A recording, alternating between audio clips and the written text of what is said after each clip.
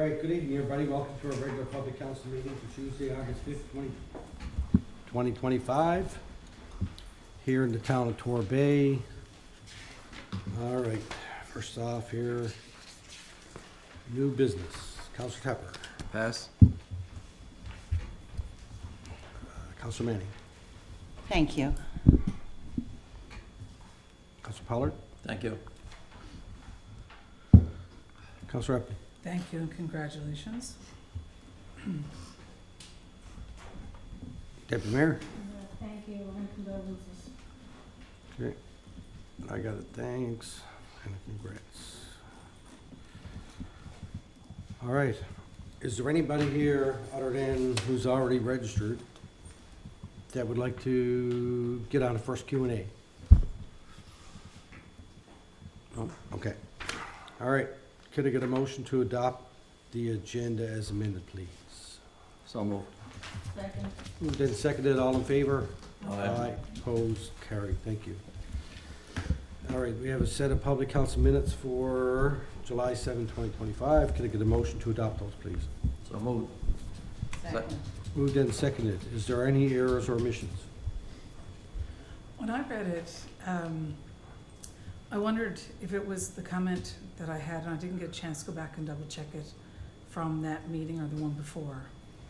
I don't have it open in front of me, but Kim, could you have just a second look at that one? For some reason, I thought I had a different comment at the last meeting. What do you mean, comment? Regarding what, Council? Sorry, new business, at the end of it. Okay.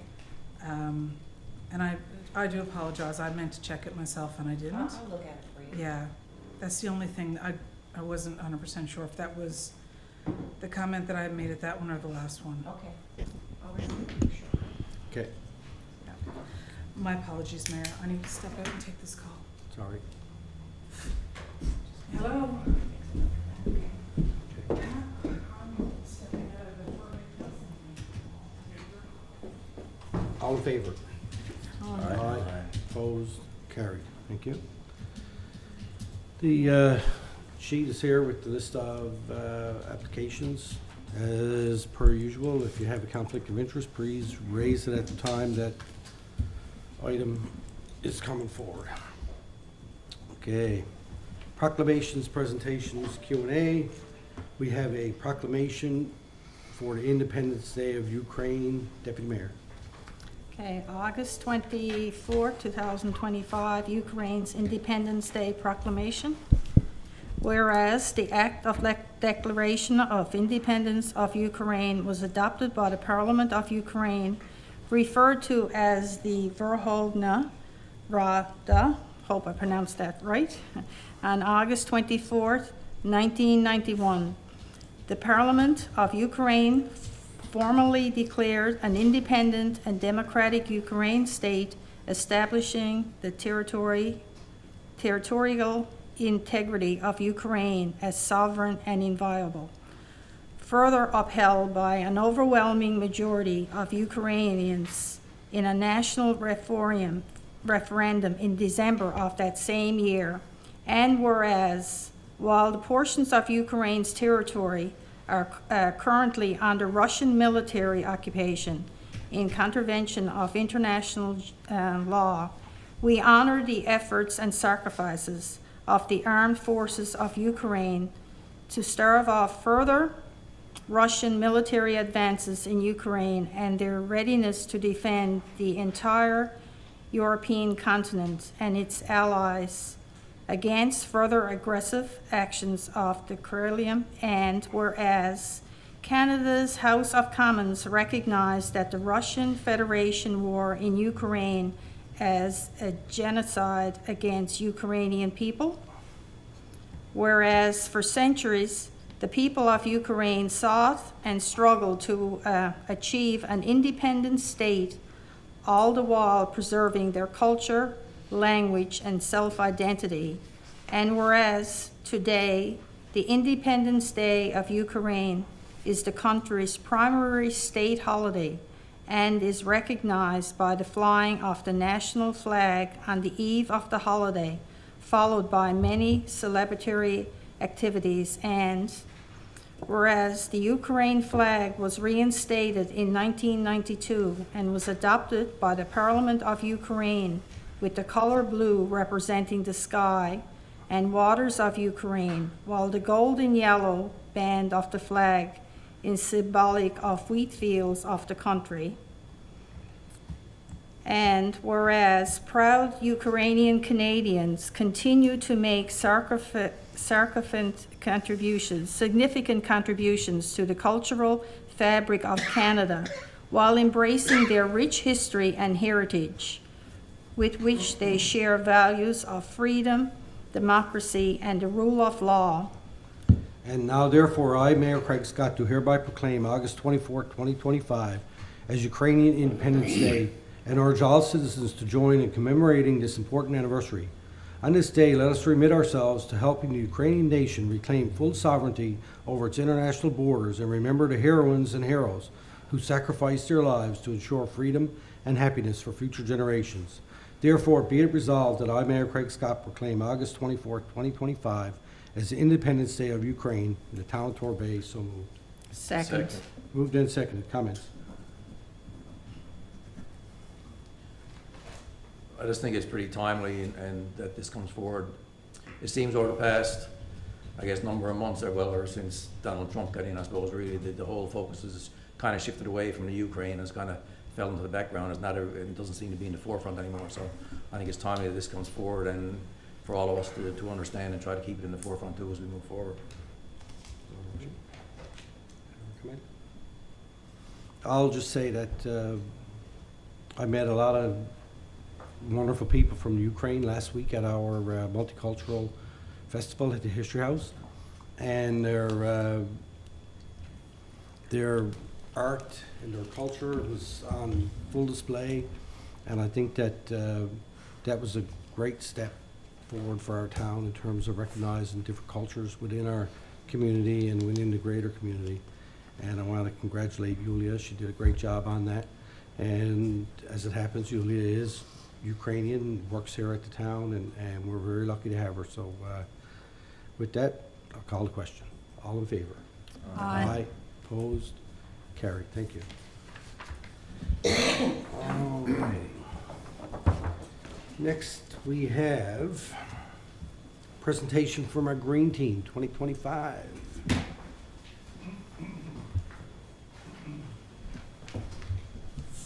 We're gonna have to see that. Yeah, you can go over at the other one. I'll just sit here about saying. Yes. There we go. Good. Yep. Good.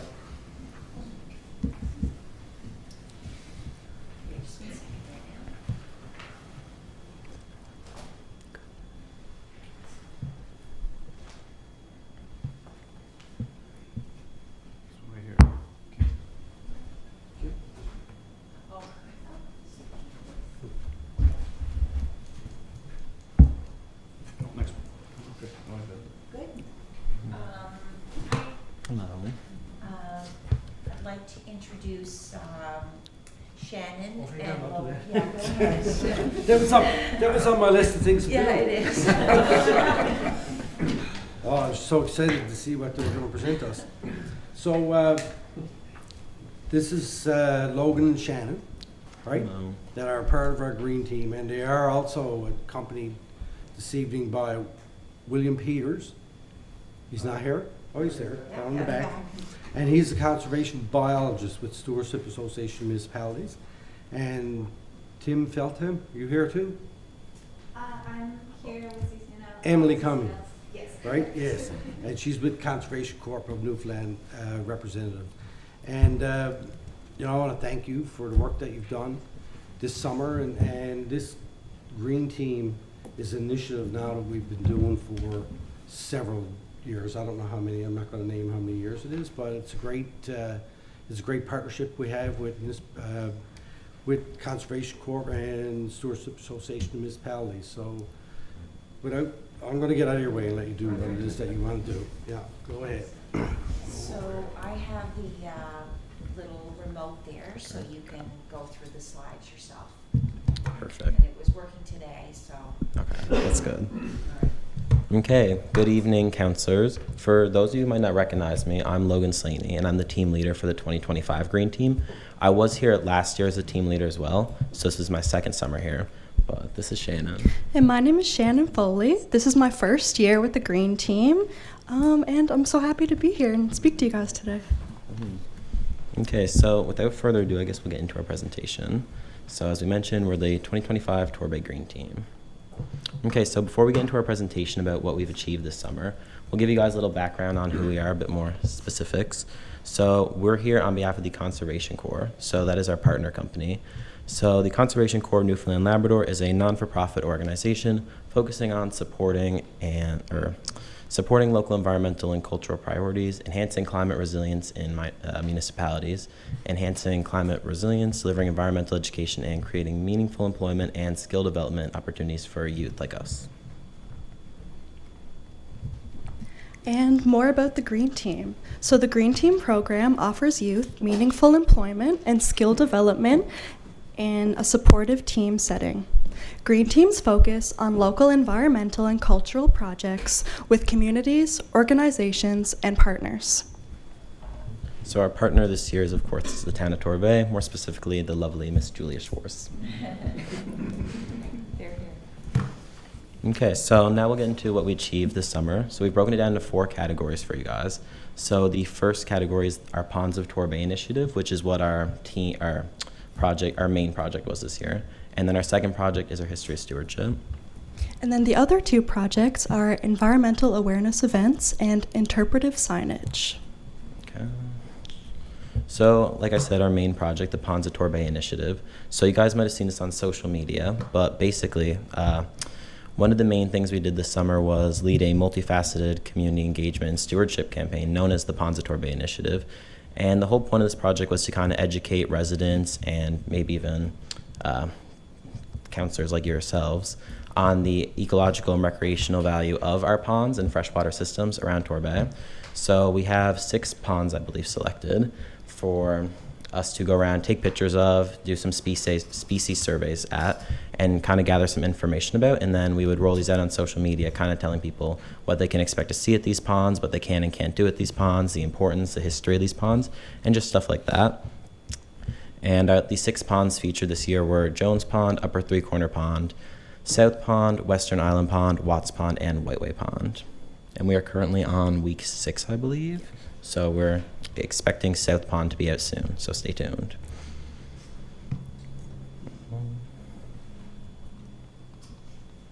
And then our next project is History of Stewardship. So this project was started last year by the 2024 Green Team. However, we continued it this year, bring it more to life physically. So last year, a lot of research was done on this, on behalf of this. And then this year, we kind of furthered the research and then eventually partnered with Donna from the History House to make this more of a physical display. So we are still currently working on that, but we're planning to have that done hopefully by the end of this week or next, and then maybe have an unveiling event with the printing of that. Yes, so moving on to our next category are our environmental awareness events, also known as EAEs. So the 2025 Torbay Green Team participated in 5 events this summer. Our first event was the distribution of our Jones Pond brochures in the Selesnik Lane and Ellicombe Place area. Our next 3 environmental awareness events were at the Camp T summer program. We presented on topics such as climate change 101, food security, and Arctic conservation. Our final event was at the town's Multicultural Festival, where we distributed resources such as brochures, scavenger hunts, stewardship maps, and coloring sheets. And then our last category being interpretive panels. So lastly, the team gathered data to create a new interpretation panel for the Torbay Gully and Upper Three Corner Pond Conservation Area, in partnership with the Stewardship Association of Municipalities. These panels will be printed to replace the existing signage with more information relevant to the area.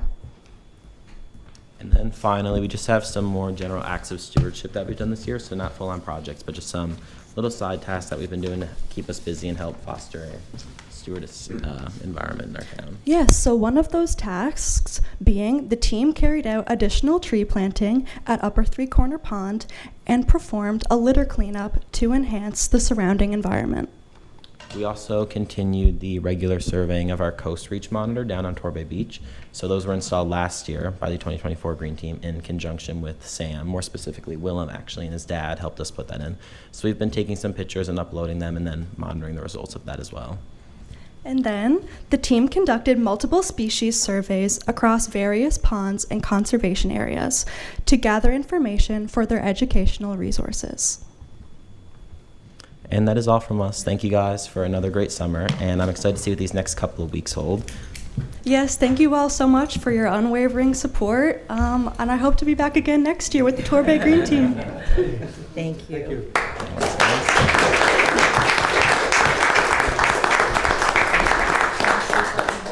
What? I just want to thank you both. It's been lovely seeing you around, and I also want to acknowledge that a little throw a hat in there for Fogo Island. These two have ties to Fogo Island, of course, where I'm from. Both parents of Shannon are from Fogo, and Logan's mom is from Fogo. So I had no say in their hiring. They got it on their own merit, of course. But I just wanted to throw out that they are they're exciting, and they make me very proud. All right, excellent. So I'm just going to add, thank you for doing this. It's excellent, and the work that you've done all year. And we've had an opportunity to have a conversation at the Multicultural Festival. So, Logan, you were the team leader this year. Yeah. And if I remember correctly, last year you were also the team leader, but you didn't start off that way. You kind of got thrust into the position, right? Exactly. Halfway through the summer, I was promoted to team leader. Yeah, so obviously you did a good job. We had him back. And did you also win the SAM scholarship? Me? Yeah. Or Yeah, I was one of the recipients this year. Yeah, that's what I thought. Okay.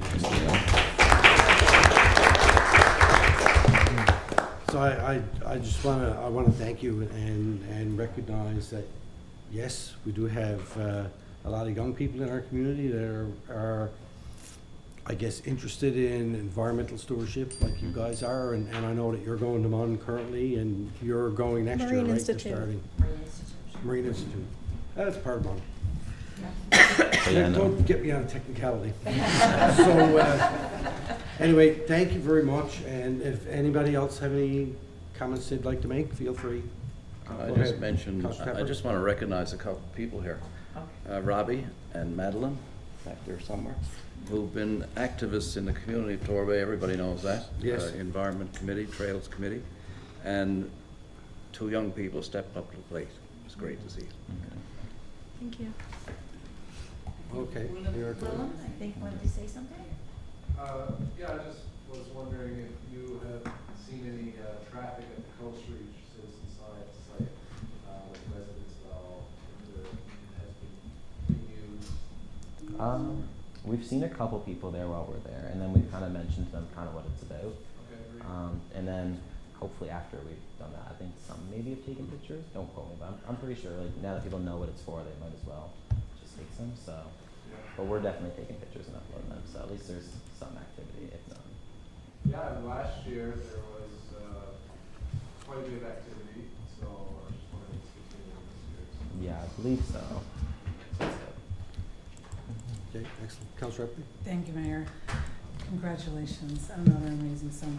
Thank you. Mayor, I think it would be really cool if we were able to, and with your permission, of course, maybe share the presentation that was made through our social media for other people in the community to be able to see, one, excellent young leadership, and two, to see the great work that was done to have a recap and create a little more awareness for those who aren't lining up to watch our council meeting tonight, but they do follow our social media. It'd be really nice if it's okay to share that as well through the community in that way, so lots of people can see it, share it, retweet it, and like the great work that you did. Absolutely. Yeah. So if you're cool with that, and you don't mind me putting you on the spot, but No. I think Oh, that no was it. worries. Well, I do apologize for missing the first part of it. I had to take a call, but from what I saw, I think it'd be really great if we could share your great work. So congratulations and thank you very much, and good luck.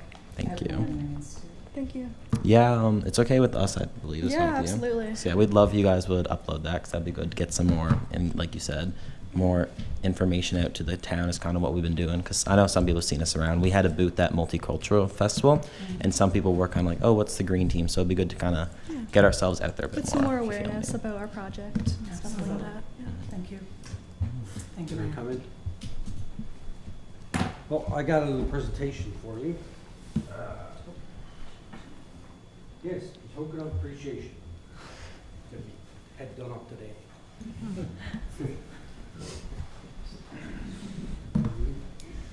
Kim's gonna jump up.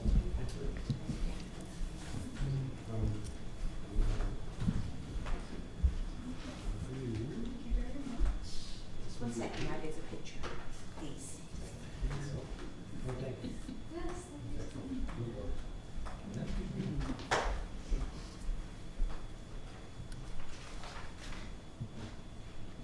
always look forward to what you guys have to say.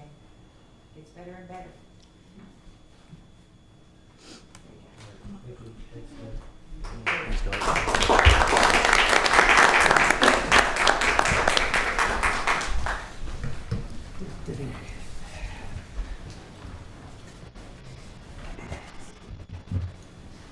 All right. Now. Yep.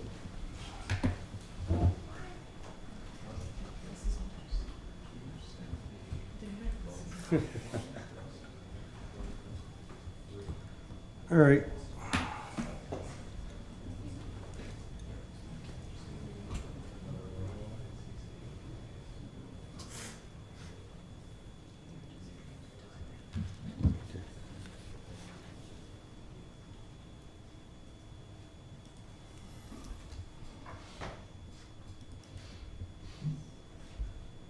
All right.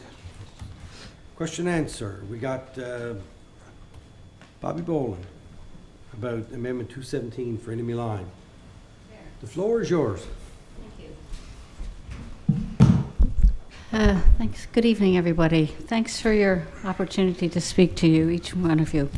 I'd like to address the proposed rezoning of 217 Indian Mill Line and some present concerns that we have. But first of all, I want to say we appreciate, as citizens, your public service, each and every one of you. And we appreciate that there's a family and owner that wants to divest of an asset.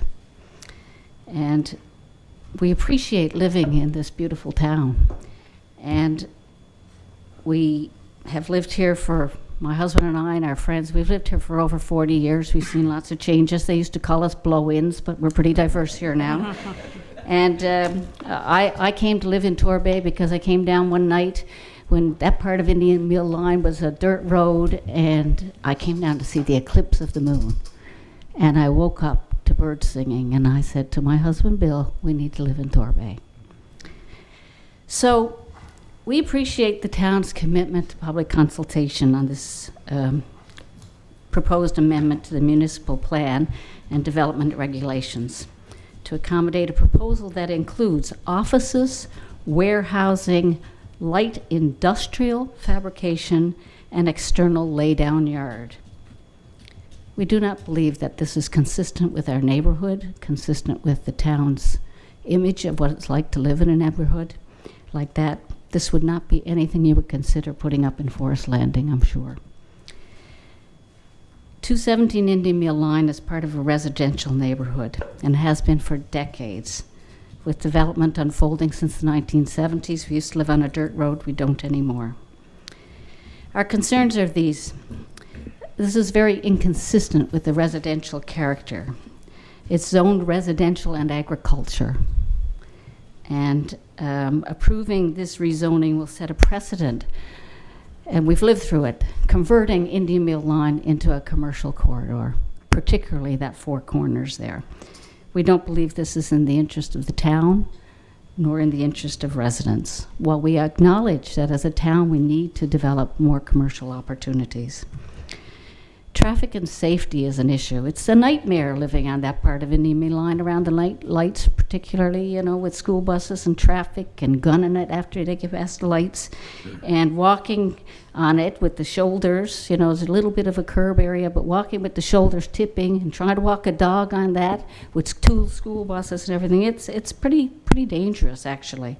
And we don't foresee how any kind of a commercial property development so close there is ever going to make it safe. Increasing the volume of traffic doesn't seem like it's a very wise thing at all to do. Now, most of the traffic to anything developed there would probably come off the bypass, but you can be assured that some of it would be coming up Indian Meal Line. Very narrow road. My friends and neighbors live at 222, almost right across the road from that. It's tough getting in and out of there at the best times. When the road was built up, when it was kind of, you know, improved upon, you go down into their driveway, and you have to get up out of that and get into that very busy road, and it's just really tough and very dangerous. So I can't imagine what it would be like to have something like that there. We also have concerns about the water supply in lots of ways. I mean, there is the groundwater contamination, and we know that has an impact, even though the grade is different, and particularly for people with dug wells, and we know what their miseries are this year. The developer's request for water supply, even for the safety feature in the proposal of having sprinkler systems, it seems unconscionable, actually, for a council to consider any attachment to our water supply, given the circumstances, for a developer that doesn't even have a presence in Torbay yet, when people are short of water.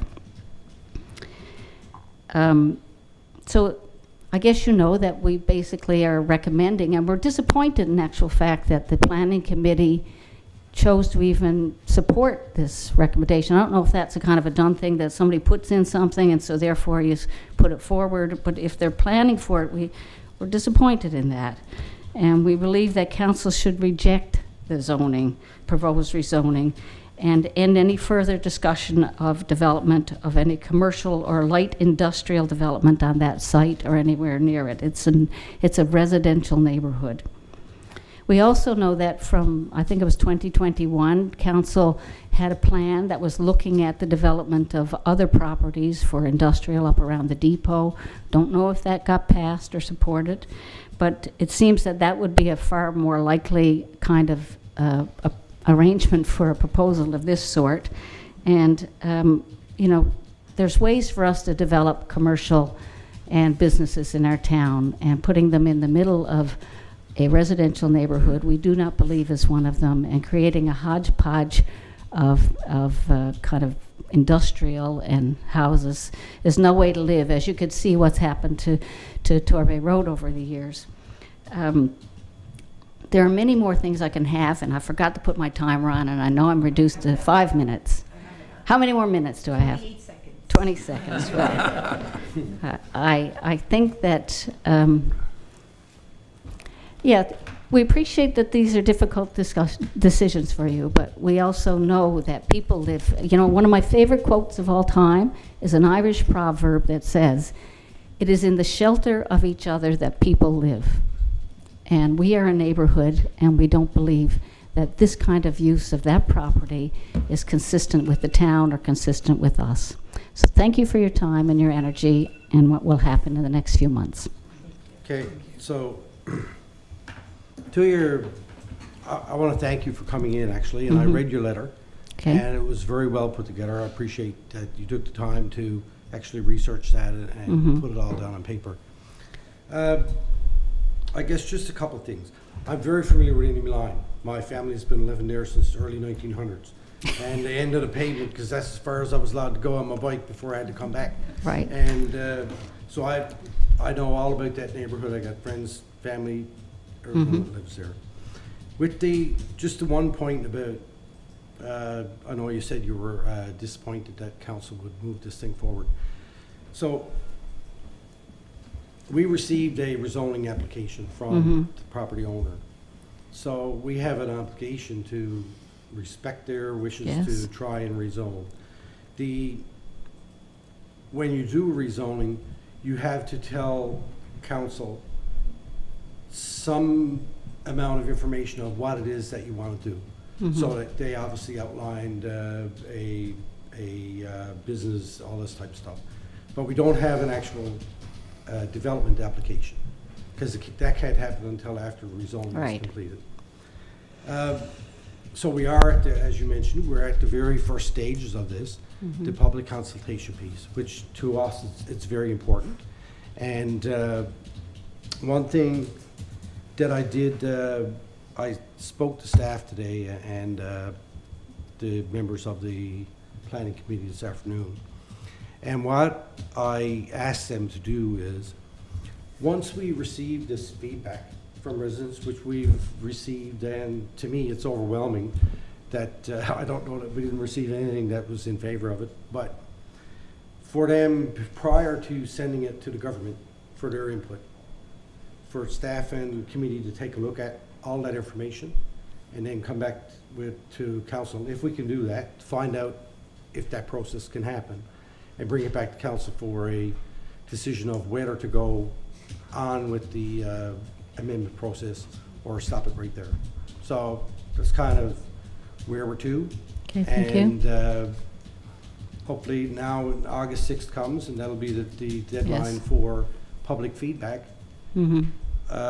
Hopefully maybe by the time we have our next meeting, they'll be able to review and figure out if that process, if we can- Appreciate that. if we can do that. Appreciate that information. Thanks again. Once again, thank you for your service to the town and to us, all citizens. Thank you very much.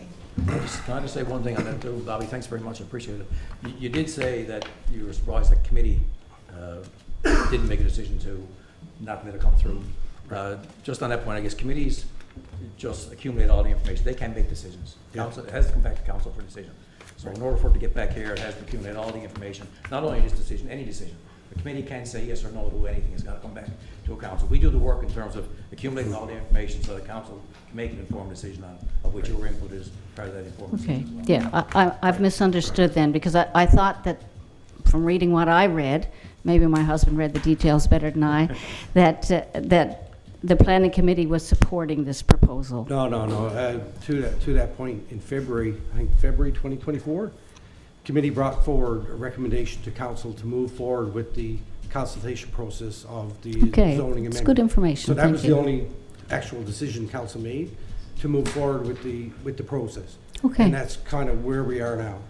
Thank you so much. Oh, you're welcome. Yes, thanks again. Okay, thank you. All right. Mayor's report. What do I have to report? I have to report that, well, first of all, I want to thank Yulia for our multicultural festival that I attended last week at the History House. It was great, and there was other members of council there, and many visitors. I think throughout the day, estimated maybe 300, 350 people came through the yard, which I think is great.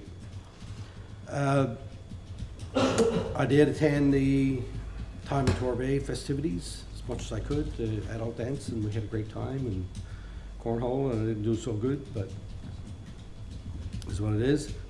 Oh, I almost forgot. We, myself and Deputy Mayor and CAO had a meeting with Premier Hogan and Minister Lovelace last Thursday. And that meeting came together pretty quickly. We did have an opportunity to sit down with them and discuss our current 2 water projects that we have in hopper. One is North Pond, and people have heard us talk about the slow progression of our RFP process that we've been going through, and we asked them could they take a look at that and see if they could give the department a nudge to get us moving forward. And we did bring up our new water supply project and the fact that the town still needs to come up with 25% of that money, and ask if the province would consider helping us out in that regard. So they took those 2 items, and I guess we'll wait and see. We'll follow up with them probably this week, Sandy. We'll follow up, send an email, and I've got a note made, yeah, to follow up. see where they're to. And then, if we don't get an answer back, we'll follow up again, I guess, in a couple of more days, but we'll just keep following up with them and see where we're to with that process. And, but I want to thank the Premier and Minister Lovelace for agreeing to meet with us, and I thought it was a very good meeting, and we laid out our argument very well, and we're all well versed in the two projects that we got, so it wasn't very difficult to do that. So I thank them for that. One other thing that I did this week, I did do an interview with a national reporter with CBC regarding PFAS contamination in the town. And the fact that it's actually spread to additional areas outside of what we originally knew about. So that was good. It was nice to be able to clarify some facts and to, I guess, the town's position of where we are with that. And we'll see how that does when it comes out in August. And what else I got here? Birthdays for the month of August. And first on the list is Councillor Rhonda Manning, August 1st. Happy birthday, Rhonda. And second on the list is Mayor Craig Scott, August 10th. Happy birthday. Sherry Tracy from Recreation and Community Service on August 18th. Kim Osmond, Town Clerk, August 20th. And Patrick Butler, August 28th, Recreation and Community Services. So I wish everybody a happy birthday, and I hope you have a great day with your family or whoever you decide to spend your birthday with. Now, moving on. Business Rising Report. Any items on there that anybody want to talk about? Just follow up to your meeting with the Premier Hogan and Minister Lovelace. And it's great that started, and it's important that we keep the pressure on there, or at least the information flowing. Where do we stand on the application for the contribution agreement? CHI. Yeah. So I sent an email around back a couple of weeks ago, or a number of weeks ago.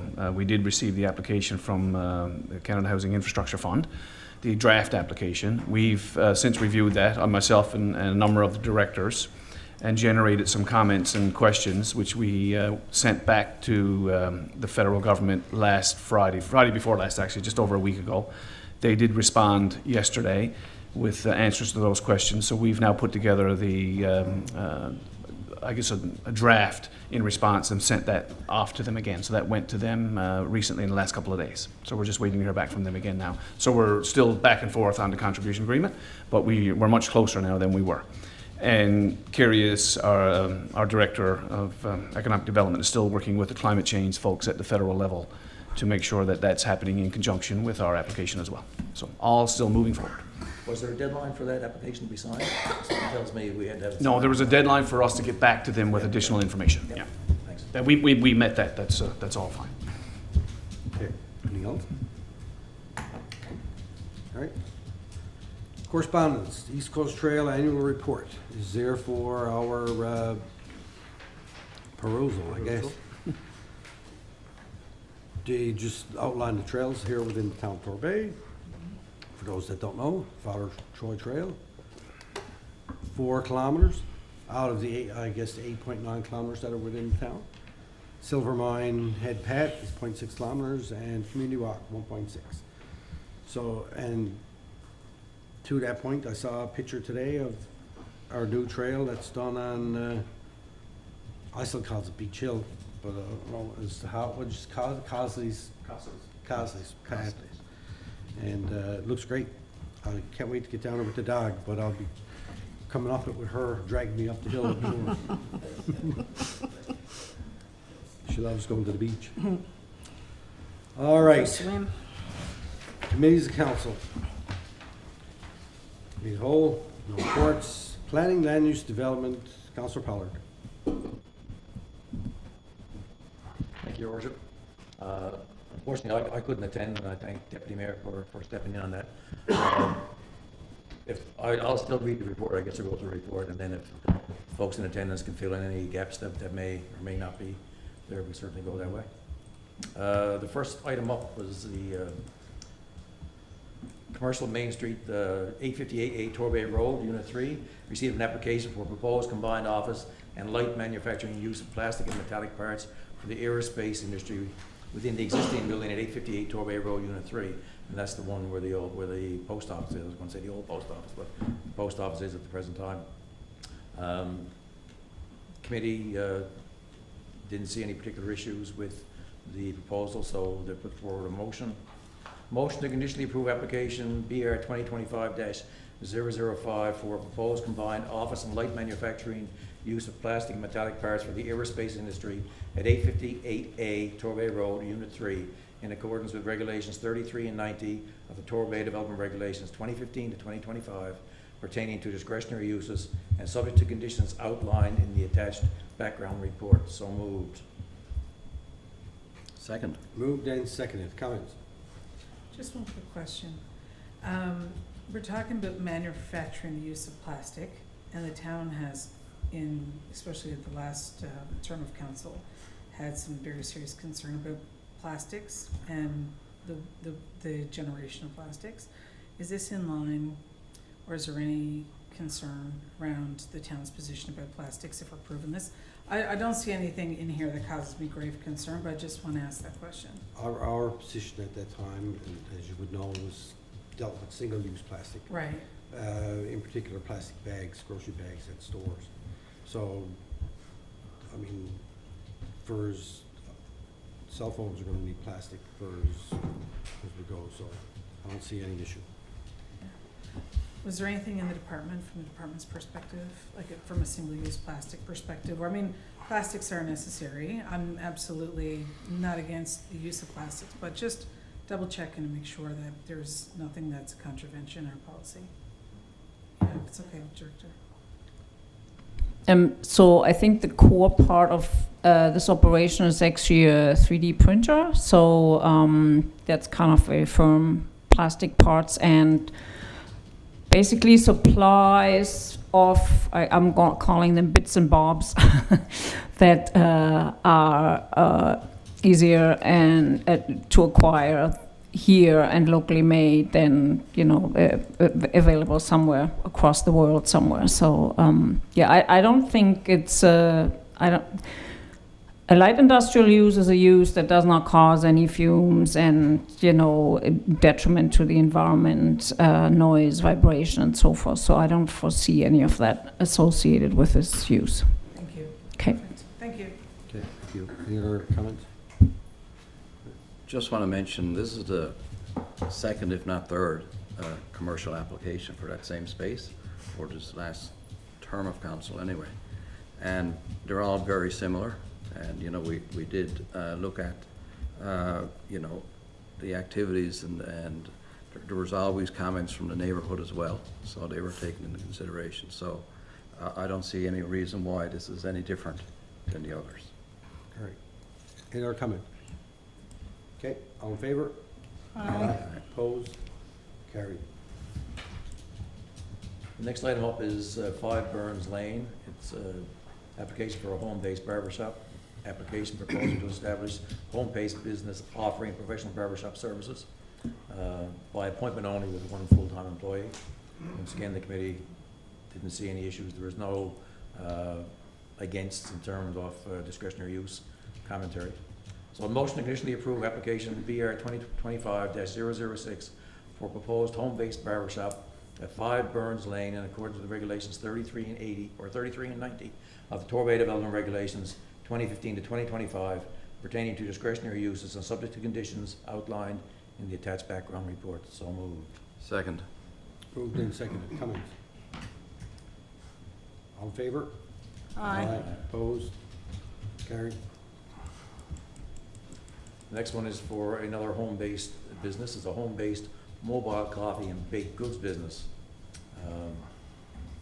So they're offering coffee and baked goods from a mobile trailer at various festivals and events across Newfoundland.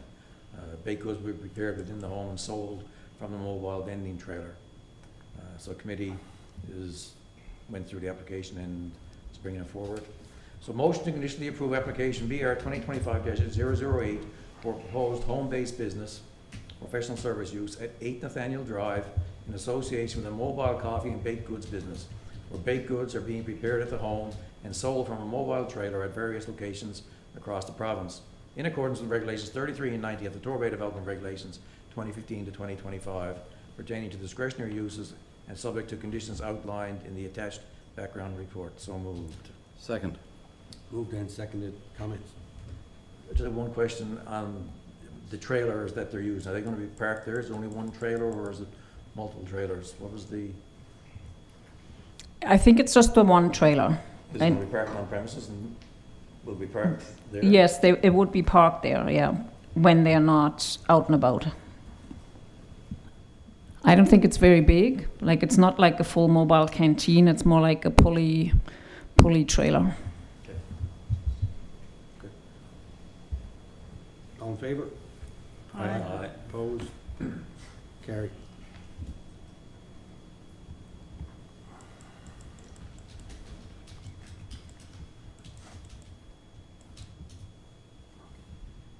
Next one up is 1611 Torbay Road. It's a mixed development land use zone, light industry storage. The town's received an application proposing to operate a commercial mobile storage business on the property 1611 Torbay Road.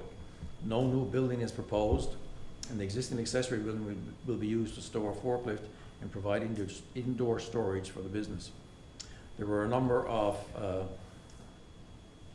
responses, I guess, or comments from people in the neighborhood, some positive and some negative related to it, because it's going to be a lay-down area for some containers, and they will be loaded aboard a flatbed truck to move elsewhere as the business permits. But the committee, after reviewing the information, is bringing forward a motion to refuse. So the motion to refuse application 2025-009 for proposed light industrial use mobile storage at 1611 Torbay Road in accordance with regulations 33 and 90 of the Torbay Development Regulations 2015 to 2025 pertaining to discretionary uses, and for the following reasons in accordance with regulation 22. The property is surrounded by 6 existing residential properties, and the light industrial use is seen as not being compatible with residential uses for potential noise concerns resulting from truck traffic, especially from lifting, loading, moving, unloading the storage units with a boom truck or forklift. The town received 4 objections in response to the public notice, all from neighboring residential properties, citing a number of concerns about the proposal, including noise concerns. 3, potential negative effects on the amenity and enjoyment of the existing residential properties in the area. And 4, there are currently only residential uses located on the west side of Torbay Road in the proposal area, and the proposed light industry use does not correspond well with existing residential uses. So moved. Second. Moved and seconded. Comments? If I could. Oh, go ahead, Councillor Tappan. Thank you. Yeah, we had quite a discussion on this one, because it's in an awkward area, for one thing. It's right across from Foodland, if you're not familiar. It was, years ago, there were a number of school buses parked in that area, on that property. Since then, there's been 2 homes built, again with a kind of a driveway in between, going down to a garage in the back. So the property, again, as mentioned, it's surrounded by residential, other properties.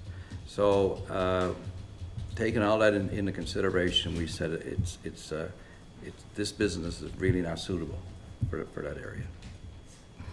Okay, thank you. Councillor? Thank you, Mayor. I just want to thank committee for the motion that's brought forward. I think that this is the right decision for council to make in this instance. I'm all about the development and responsible growth of this community while maintaining the beautiful rural feeling that we have.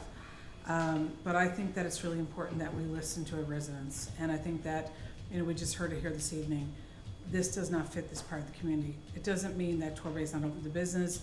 It means that it's not open to business in this instance. So I think, just to have a message out to people who are interested to do business here, there are conversations to be had with us. There is a municipal plan that's being created. We are open to having conversations about how we build businesses in this community. but it has to work with the residents, and I'm very proud of council for listening to the residents and saying, this doesn't make sense in this space. They've been very clear with us on this. We really need to make sure that we're building our community in a way that works for everybody. So thank you for the work that you've done on this. I think this is the right motion. I'm happy to support it. Thank you. Thank you. Any other comment? I'd just like to add, where I was filling in for Councillor Pollard on this particular file. I was really torn when I first heard about it all while we're trying to support a business. But again, knowing that the residents, and when you look at the particular area, that it's not conducive for this type of business.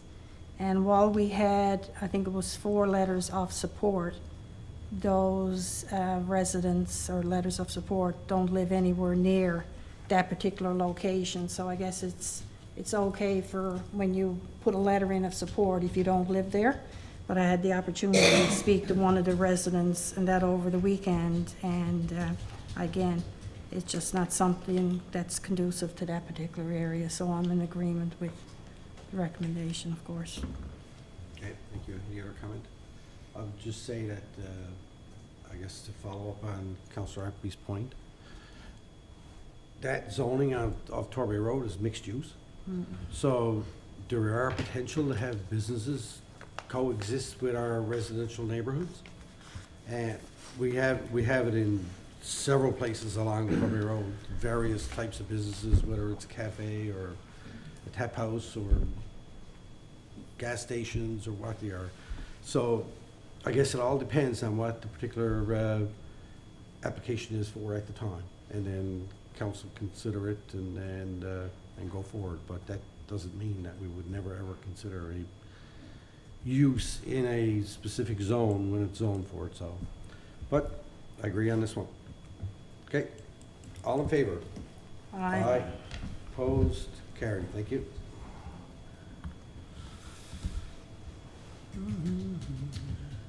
Next up is an application for a single-family dwelling unserviced at 15 Bournes Close. So it's an application for a proposed consolidation of property at 15 to 19 Bournes Close for the development of a single dwelling on private well and septic system. The property is in residential large lot, and where single dwelling use is permitted. The subject property is located in the Pine Ridge subdivision and may be located in the proximity of PFAS groundwater contamination. The application is unique in that the town had issued prior approval and principles for the development of the property in 2021 and 2022. However, development did not proceed at the time and approvals expired. So a renewed application was received on June 5th, 2025. So the person who put the application in is aware of the potential contaminated area, even though we're not really sure if that area in itself is contaminated or well. But they're willing to move forward with that. Based on that, the committee brought forward the motion to conditionally approve application C 2025-077 to consolidate property at 15 to 19 Bournes Close for development of a single dwelling on private well and septic system based on prior approval history, subject to ensuring transparency on the Transport Canada issue with the developer, clarification of legal responsibilities, as well as standard conditions for home construction in the RLL use zone, which includes required service and L approval for well and septic systems. So moved. Second. Moved and seconded. Comments? Question. The question I have has to do with what happens if we approve this and there's one more well that's drawing, albeit for a single family use in that area. What impact would there be for other people in the area that may be dealing with contamination with their own wells? We've got a 2015 water study from groundwater that we're based off of. We have known pollution and a class action legal situation happening here right now. As much as I want to prove this, to approve another home in that area, do we know what impact that's going to have on the water, the wells, the people in the area, what would happen from a PFAS perspective? I understand the residents are aware of the PFAS contamination. They're okay to take the chance, and they were like, we've already tested, we don't see a problem here. But it's the rest of the people in the area that I'm curious about to see what impact it would be for them. Have we done that analysis? Do we know what that would be? in summary, right now, the town does not have enough information to be able to confirm the delineation of the contamination area. Like, there's no mapping available right now.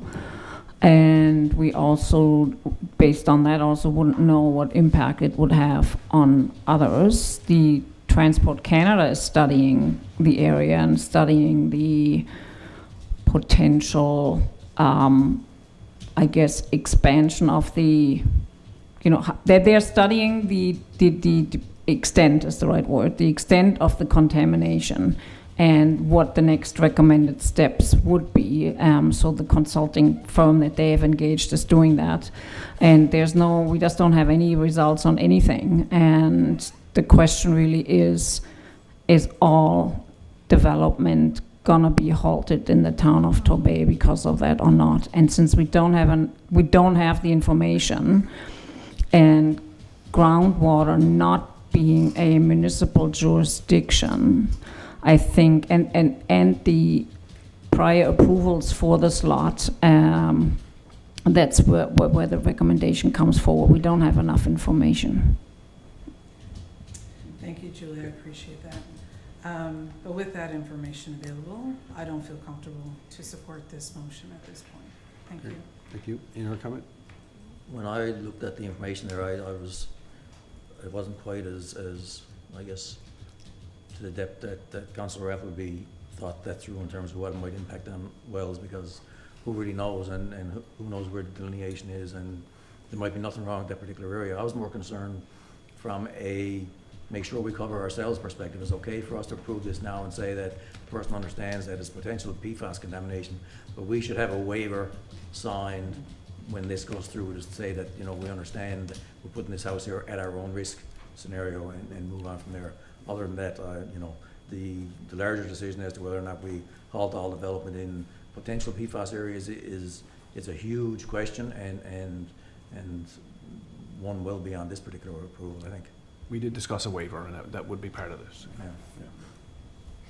Okay, any other comment? I just wanted to say that when we talked about this, even at, I guess, a couple of different occasions, that if we were going to stop this development, we would have indeed, making reference to what Julia just said, we'd have to look at stopping development really in that whole area from Mann's Lane out. And I think based on having more information at this time, so I'm good in approving this, supporting this, and as long as the applicant is aware of this current situation, and that's as much as we can ask at this particular time, unless we are privy to other information. So I'm supporting this application. Okay. Thank you. Any other comment? Again, this is in a large lot subdivision. Everybody, they're all aware of what's going down out there for years now, for years. We're trying to move along. The unfortunate part is right now we don't have another serviced pond or reservoir to count on, but we're working on it at least. And if the capacity at North Pond can be, switched to that area, it might happen quicker for that to get serviced. But that's all the factors that the only factors we got to work with. It's taken years to get this far, but at least now we got the feds to recognize that and admit that it is their contamination. So I think that's a big factor. We're limited, very limited in what we can do. Any other comment? I'll just say this, and it's because myself and Sandy have been head, face, and eyes into this PFAS thing ever since it started. Based on our water flow study that the class action lawsuit is using to expand their scope, by that rationale, everything south or east, west, everything west of Torbay Road, right from our town to Lucky Bay, Middle Cove, Outer Cove to wherever that flow model shows, we would have to use the same rationale to not do it. And we don't know what impact 1 well, 10 wells is going to have. So we have no insight into the flow of the water. We do know now that recently, as far as Mann's Lane, we have cross contamination now in 2 wells on there that we're aware of. So it's, you know, it's very difficult for us to be able to determine where we don't approve. And until I saw it mentioned here, I wouldn't have even considered Bourne Slows as part of the Pine Ridge subdivision. It was, Bourne Slows was its own development of its own. So, but anyway, I'll just leave it at that. Any other comment? All in favor? Aye. Opposed? Carried.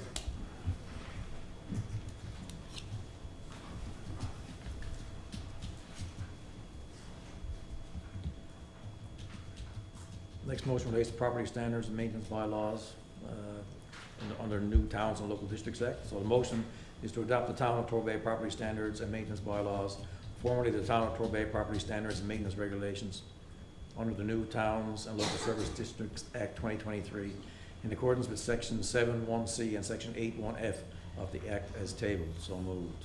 Second. Moved and seconded. Comments? All in favor? Aye. Opposed? Carried. Next one is for Crown Land referral of Cedarwood Lane. When receipt of a Crown Land referral pertaining to the proposed acquisition of 0.0385 hectares, size piece of Crown Land north of Cedarwood Lane, east of Captain Matthew Davis Drive, for the purpose of facilitating road access onto Cedarwood Lane required for the construction of a residential subdivision already approved by council. The proposal is to use the approximately, the piece of land anyway, size property for road access onto Cedarwood Lane to connect the Lower Mac subdivision with the Forest Landing subdivision. The proposed area is unserviced and background report is provided. So committee brought forward a motion to approve Crown Land referral E164383, file number CL 2025-002, for the proposed acquisition of 0.0385 hectares large land parcel of land north of Cedarwood Lane, east of Captain Matthew Davis Drive, by the subdivision developer required to facilitate the signing of a subdivision agreement and road construction from the Lower Mac subdivision to Forest Landing subdivision, subject to conditions outlined in the attached background report. So moved. Second. Moved and seconded. Comments? Just a question. We've had the question asked about the ability to get out of Forest Landing area and the roads, the original roads that were created. Did we look at that to see where this fits in that plan and what was approved by council back when? Was that consideration looked at? I can speak to that. This particular proposed acquisition of Crown Land actually would facilitate better mobility. It was only found out that it was actually not privately owned, but a small portion of Crown Land, that it really is required to facilitate the currently planned interconnection between those two subdivisions. So it will enable better mobility and safer access, but that's really separate from the emergency exit out, where right now we're looking at old Bullockstown Road, and also a future road connection or bridge connection across towards Forest Landing. But that's, the bridge would be at a later stage. Thank you, Julia. Okay. I think that that's an important part of the conversation, especially now with what's happening at CBS and Holyrood. You know, the ability for that mobility to be considered. But just wanted to get clarification on that. Thank you. All right, thank you. Any other comment? All in favor? Aye. Opposed? Carried. Next up are Torbay Environment Advisory Committee meeting minutes for July 23rd. Motion to accept the TEAC meeting minutes of the July 23rd, 2025 committee meeting as tabled. So moved. Second. Moved and seconded. Comments? All in favor? Aye. Opposed? Carried.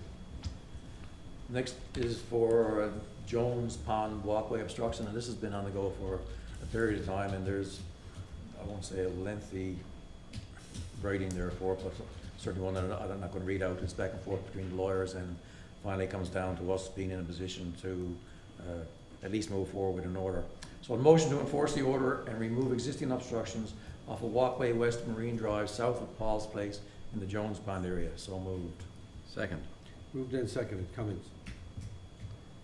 All in favor? Just, sorry. Aye. What? Quickly. Go ahead. No, like Tony mentioned, this has been on a go a long while. It's been on, since I've been, when I was mayor, it was a contentious issue then with a few neighbors down there. And we're finally getting somewhere through the court system anyway to get something enforced, so I'm all for it. Okay. We'll coordinate those, yes. Write that down, Leslie. Yes, but yes, that issue predates me Yeah. being here. Yeah, for sure. All right, continue on, sir. Did you call the question on that? Yeah, No. we did. No. No, I cut you Ralph off. comment. We didn't vote. Aye. Opposed. Carried. We voted. Ralph interrupted me in the middle of saying opposed. We're trying. Make a note of that, Madam Clerk, please. Next is it's not a motion, but it's a housing accelerator initiatives.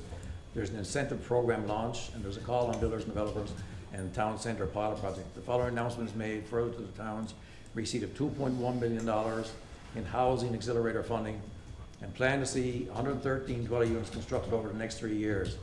Thereby, the planning committee is advising all of council, Torbay residents, and the business community, Torbay builders and developers, that the town of Torbay will be launching its housing initiative program for multi-unit developments on August 20th, 2025, with an open house and call on builders, developers, homeowners to embrace the town's housing action plan and contribute to the accelerated construction of a multi-unit missing middle dwelling units. A public release with incentive program details will be issued over the course of the next couple of weeks. Also, developers and builders are encouraged to keep their eyes out for a new online permitting system and a call for proposals for a town-initiated pilot project in Torbay Town Centre involving the development of a multi-unit combined commercial residential building in town centre in partnership with a private developer and builder. That's for information purposes, so all hands keep your eyes out for that.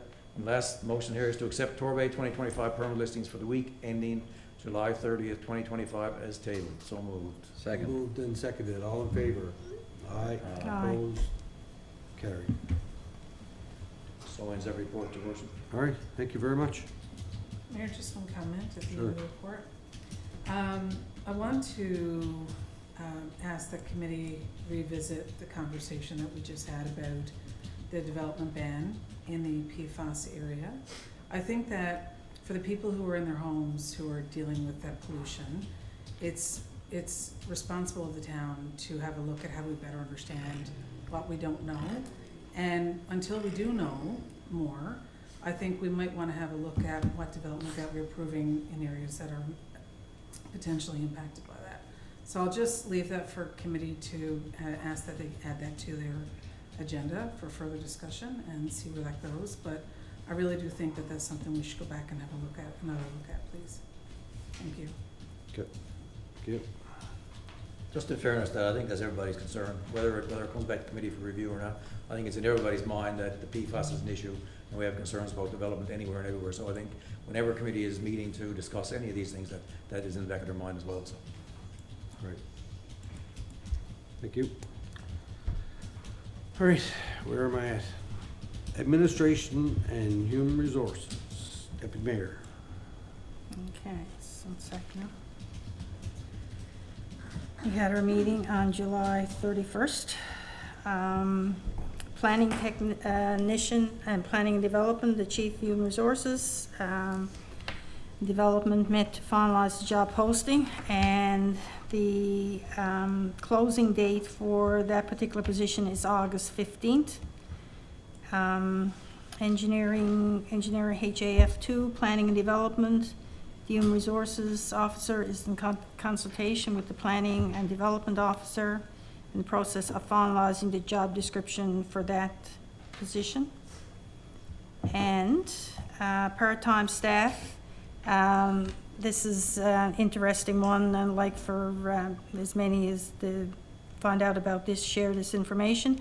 Part-time program staff for the fall winter staffing requirements for the community center was posted on the town's website under the career section, and it closes this Friday, August 8. The payroll leave, it's ongoing. Staff professional development policy, there's a motion here. The Town of Torbay, motion to adopt the Town of Torbay, the staff professional development and training policy as presented effective August 5th, 2025. So moved. Second.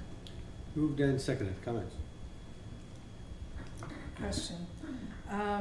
Is this for pre-approved budgeted expenses for the development, staff development? Like, will these amounts be brought forward in the budgeting discussion for approval before this comes in? Because it says like it would require the approval of the director or the CAO, but I would expect that there would be a process here where the staff person would make application in advance of budget, that would be approved during budget and then signed off. Yeah, Mark, you can comment on that. There's a budget item there, right? Yeah, as part of the application process, it would require them to submit it at least 3 months in advance of the commencement of studies. And then a component of this would be a discussion with the Director of Corporate Services to look at it from a financial perspective before we send it to Sandy for final approval. Right, and that's why I asked the question, because these institutions will start in September, January, and usually in the spring. Right. So if somebody decides in January they want to go and the budget's been done, the money may not be approved. Right. So that's the reason why I asked the question. I think instead of it being just 3 months, Yep. there should be something in here that states that it's approved in the prior budget. The second question is, it says that somebody has to have gotten through the probationary experience plus a year of service. So, like, I'm just curious, why did we want to make someone wait possibly 2 years before they could avail of these resources? But this is not just professional development, right? This is continuing education. It is, exactly. And I'm all for investing in our staff and having accreditation, education, lifelong learning is something I'm very supportive of. And seeing the return on investment for people, I totally get that as well. But I'm just wondering, like, after the first year, you know, they've gotten through their probation, they've shown that, you know, there's good stuff going on here. I'm just wondering, why do we have to wait the additional year? Could there be a discretion? Because maybe there's someone who's a real go-getter and they want to get moving, and maybe the town could benefit from that person having had that year worth of training. So I'm just curious about the thinking on that part. Why do we want to make them wait 2 years? Did you want to? Yeah, excuse me, what we would do, if we have an employee who's, you know, at any point during their tenure, even if it's pre-probation, so they haven't been with us a year, but an opportunity arises for professional development that isn't in the line of like a post-secondary degree, we would consider that professional development opportunity. So if it's a course offered through MNL or, so I think what we would do in those cases, Trina, is we would look at them on a one-on-one basis. This policy really outlines the process if you want to pursue a post-secondary education when it comes to the 2-year requirement. Yeah. But if it's a professional development course or something in the vein of professional development, we would look at that and make an exception to the rule and approve a PD course. Yeah, the intent here is to ensure that when we're investing this level, that the person is committed to the employer, you know, and has that background and is willing to stay. The whole idea is to keep them here. But the reason I asked the question is because it seems to me if we're asking them to be, you know, to wait another year for that opportunity for training, they're being held back. Whereas if we had a situation whereby somebody wanted to apply for this and they had gotten through the probation, which I think is absolutely necessary and required, but then if we could say, okay, well, you know what, based on the sign off of the director and the CAO, you guys would know, you know, what's been going on with that person, with the ability to say, listen, if we're going to sign you up for this, then you're going to stay. Because what happens in many spaces, if you say, yeah, I'd like for you to pay for my education, no sweat, but you gotta work back those years. Yeah, So that's, instead of- that's already in there. That's all But in there. instead of making them wait the extra year, I think Mm. that suffices to have that commitment. So Mm. those are my thoughts on it, just some Fair. thoughts for recommendations, but I'm not against the policy, I just wanted to understand the thinking and to share some thoughts that I had on it. Fair. Thank you. Okay, any other comment? I just want to add in here, when we went through this and looking at the development of this, this ultimately each year will come back as a budgeted item for, to be looked at. That is something that's going to have to be reviewed really on a yearly basis when the budget is being done by new council. Yeah, and me and David have already had some conversations about how that will look and what discussions need to happen and kind of trying to proactively look at possible requests. So we've already had some conversations on that. Yeah. Okay, all right, thank you. Any other comment? All in favor? Aye. Aye, opposed, carried. All right, thank you very much. Oh, Mayor, there was one more question, sorry. Just quickly, it says that if they don't pass, they won't be reimbursed. But are we asking staff to pay their own pocket for it and then we reimburse them? They Okay. reimburse after they've shown that they've passed the course. Got it, Yeah. okay. Just Per, wanna- per ju- course, right? Just Yeah, want to yeah. clarify that, Yeah, just no, thank you. absolutely. Yeah, okay, appreciate it. All right. Corporate services. Councilor Pollak. Thank you, Your Worship.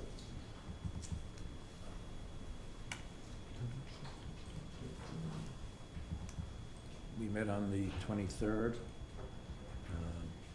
So payroll process for the week of July 3rd to the 16th, 2025 for 65 employees amounted to $145,110.69. There's a check register there, and the check register was the period July 5th to the 21st. And the 118 checks in the amount of $447,282.07. And there's an accounts payable register there for the period July 5th to the 21st, 210 invoices in the amount of $365,568.54 were processed. Next we go to the motions. Invoices over $5,000 for council approval. City Tire and Auto Center, vehicle inspection and repairs in the amount of $8,147.54. Fundamental Inc., electric vehicle feasibility study, $11,876.63. Fundamental Inc. again, part of the regional transportation study, amount of $8,953.25. GFL Environmental, spring cleanup, $7,435.23. GFL Environmental June garbage collection, amount of $64,144.76. GHD Digital Limited for the town website, amount of $5,095.65. H&M Paving, road maintenance, amount of $16,521.19. Municipal Assessment Agency, the third quarter assessment fee in the amount of $25,831. Newfoundland Power Rink street lighting, the amount of $19,352.11. Receiver General payroll remittance for July 1st to the 15th, 2025, the amount of $45,552.13. Town of Flat Rock share of satellite station, amount of $20,804.35. And Xylem Canada for recalibration work at the Marine Drive lift station, amount of $6,246.80, all totaling $240,960.64. So moved. Second. Moved and seconded. Comments? One question, we brought it back, it was asked at the last time, was the revised Town of Flat Rock. I believe that's the one that relates to 2023. David? Is that Yes, correct? so the original invoice contained an error in the description of the expenses, incorrectly listed them as 2023. In reality, those expenses pertain to 2024 and were appropriately budgeted for. I contacted the town regarding the discrepancy. They acknowledged that it was just simply an error in preparing the invoice, and a revised invoice was issued with the correct year expense details. Good, thank you. All in favor? Aye. Opposed? Carried.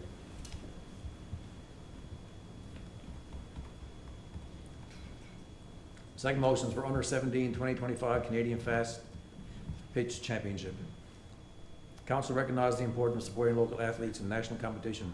Be resolved that the town council approve a donation of $100 each to support the athletes' travel expenses, and be it further resolved that the total amount of $200 be issued by check payable to Softball Newfoundland, with the funds specifically directed to the athletes attending the 2025 Canadian Fast Pitch Championship. So moved. Second. Moved and seconded, comments? Just for in future, I think that there's two people here, which it'd be nice if we had their names associated with David, just if we could, Yes, I will. for $100 each. Okay. All in favor? Aye. Opposed? Carried.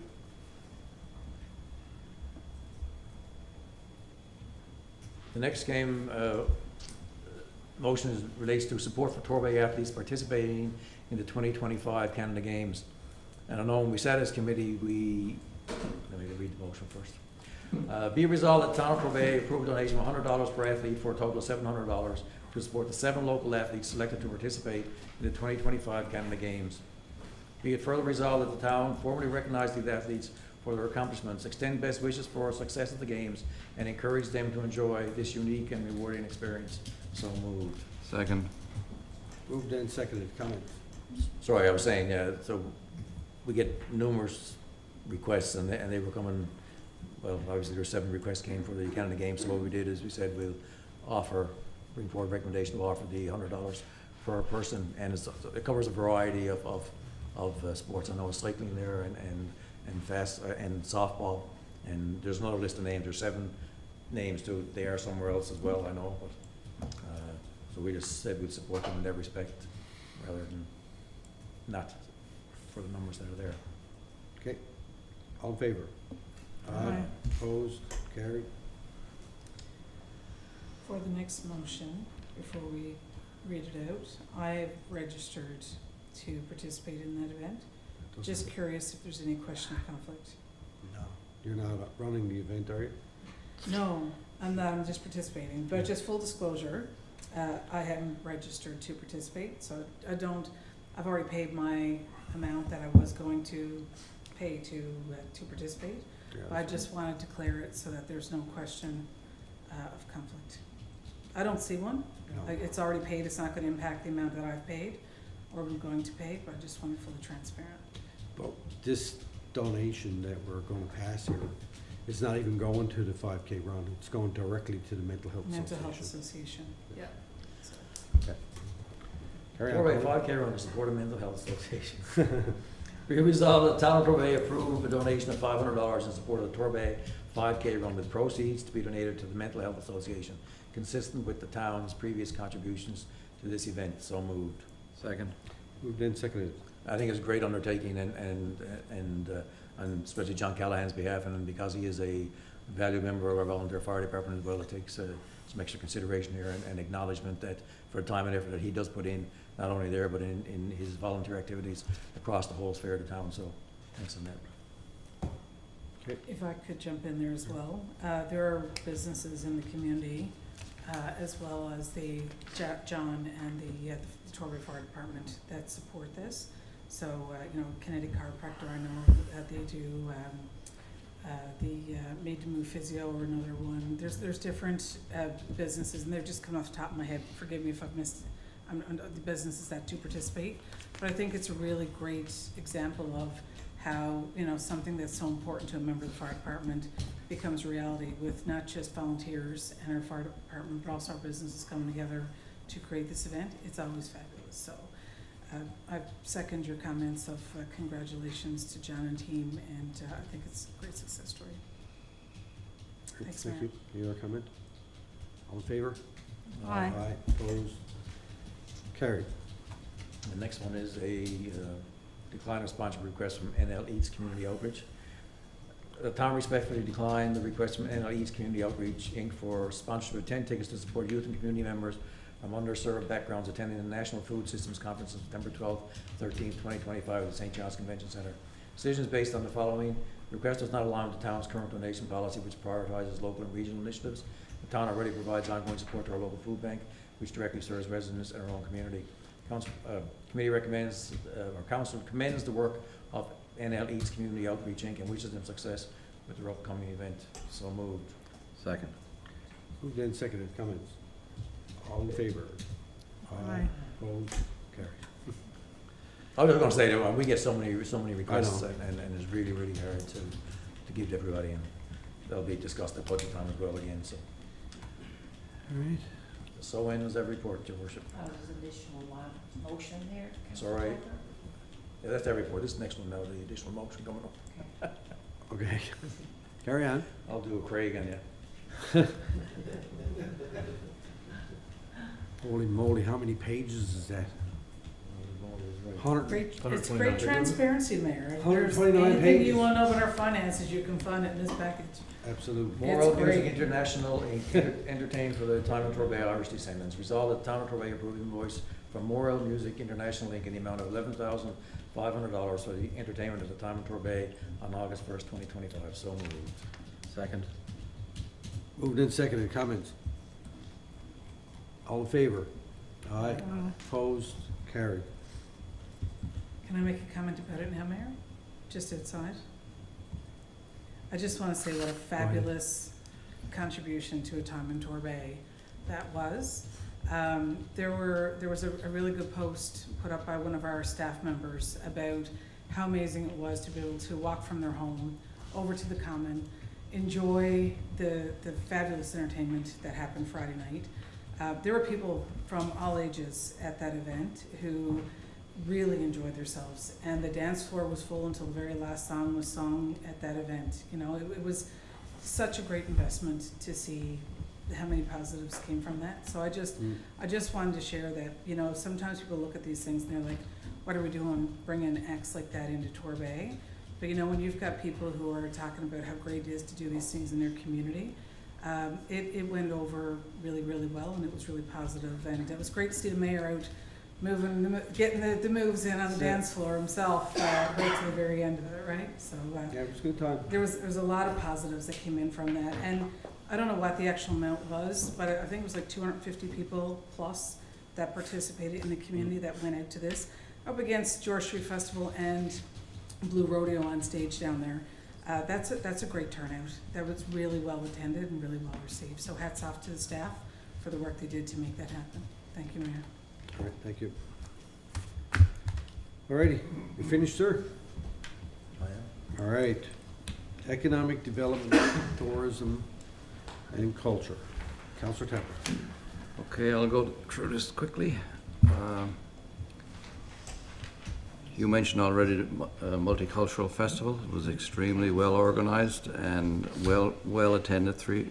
Over 350, or approximately 350 attended. So they're already planning another event for the fall at the Torbay Common. The Lower Street Stage, contractor secured, awaiting meeting with LN Power to continue work and connection of the power. The Bradbury Memorial, we've had several committee meetings for that, and the RFP now is issued for three firms with quotes. The website update, content to be added for each department, go live date August the 20th.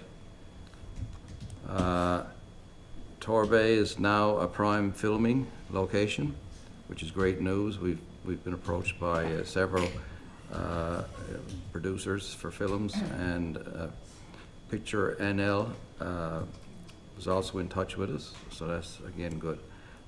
History House reception, we're having a reception tomorrow, actually. No, Thursday. Thursday at 3. Thursday afternoon.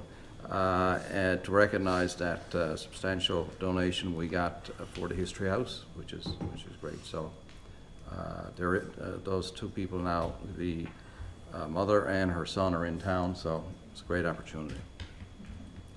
Regional Transit Study Initiative recently got significant coverage in the local media, which is great news. And Kerry is really moving on with that. Marketing and communications, our focus is not on creating content for the new website, so that's ongoing.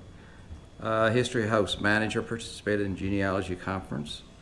The Mannion collection is still ongoing, and that's really moving along positively. History House is very busy this summer with regular events, music, exhibits, visitors with events being very well attended. without the volunteers who regularly assist with events, programming at the History House would not be able to function. So that's great to have our volunteers on board. That's it for my report, if there's any questions. No, I will comment on the regional transportation study. That's been like my focus for the last week and a half, ever since we launched that. And I was actually, it's nice when the media contact you to talk about something positive. Usually it's kind of, you know, there's whatever's the story of the day that time, if it leads type thing. But CBC must have been worried about me showing up. They emailed me like 3 or 4 times and texted me and everything in the morning to make sure I was going to come. I guess I must have missed one at some point. But the coverage has been really good, and I think that it's important to, I guess, to focus on the fact that this is a regional cooperation between all 7 of the municipalities that are included in this study. It's not just the town of Torbay ramming this thing down, or Port Coast St. Phillips. We're all working together on it. And to Councillor Appleby's point, sometime in the future, instead of people being able to just walk to the common to take in some of our events, they'll be able to jump on our regional bus, go to an event here, or Flat Rock, or Balleen, or Tim Powers asked me, do you really ever going to take the bus to Belle Island? I said, well, if you got something good on to go over there, yes, certainly. But you get a ferry. Right? I mean, that's the whole point.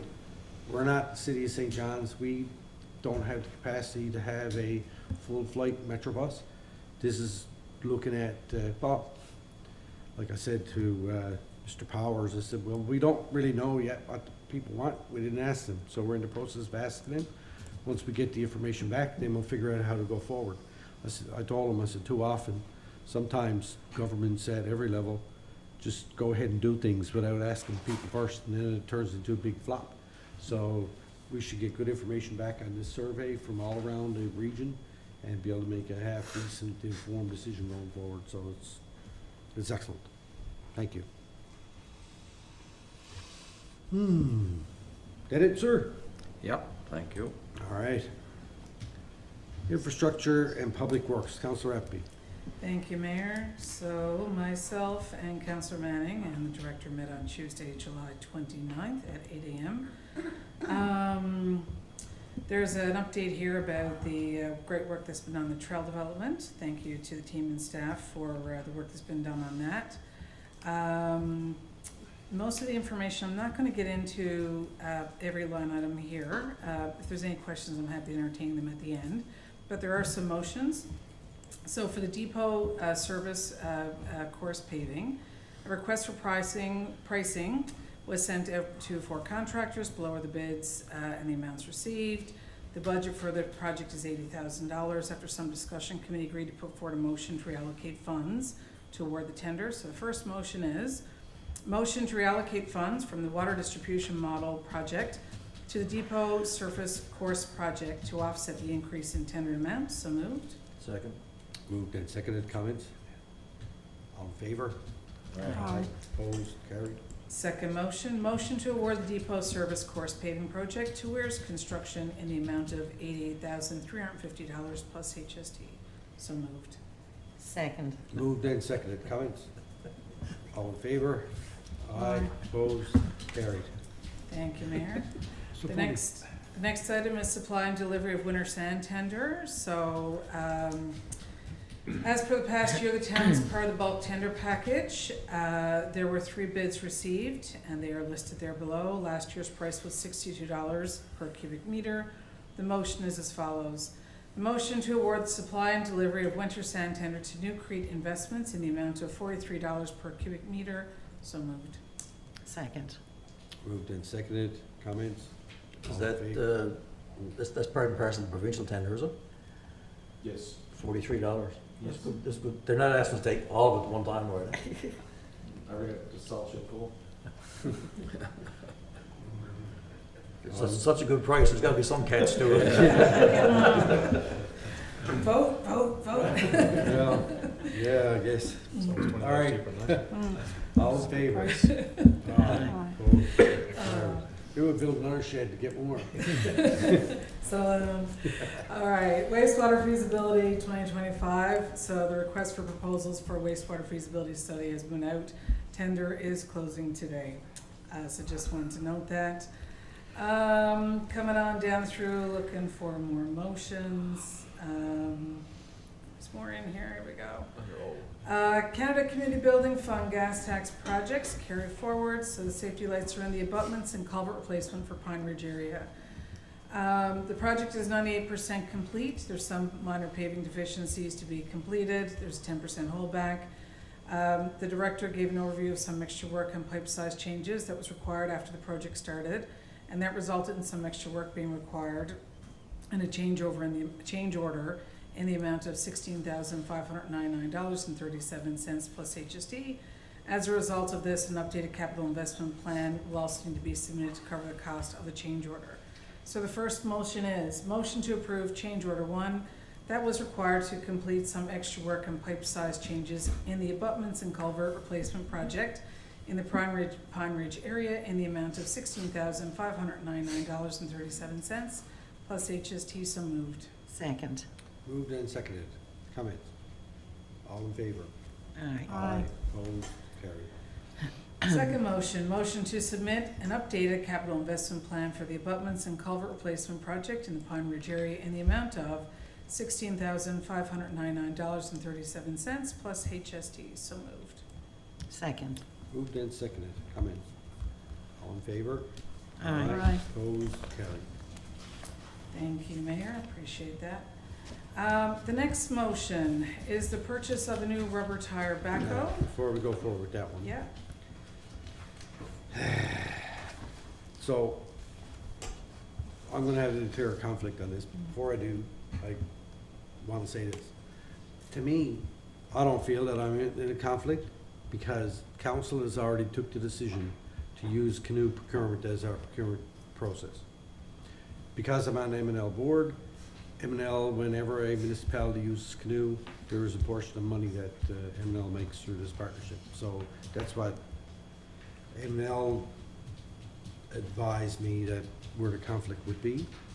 I'm still not convinced because I thought it would have been when we decided to use them, would have been at that time. Now the direction is always use canoe, right? So, anyway. When you put the question forward. I would prefer if we, well, we could. This I is, will caution you to do that. once council takes a decision, I'm just putting forward my explanation. That at the time, M&L advised us that there was a conflict was when we were rolling this thing out. So we, Councillor Eppie and I at the time declared our conflicts and council made the decision to use canoe procurement. Now we always use them. So there, to me, there is no conflict anymore. However, there is the fact that I am still a member of the M&L board. M&L does make money from this, so to me, yes, each time that we do one of these, there's a potential for a conflict there.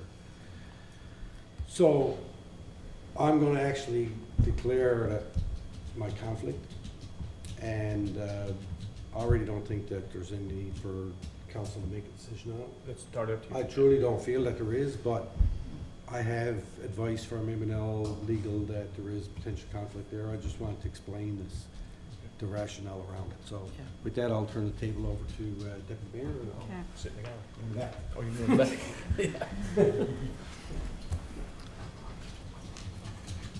Okay, so back over to you. Thank you. Yeah.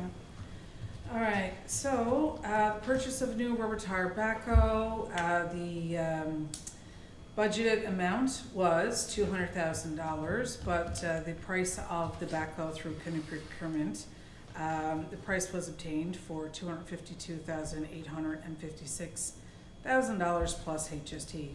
So in consultation with corporate services, it was agreed to defer the purchase so that we would wait until the summer for this.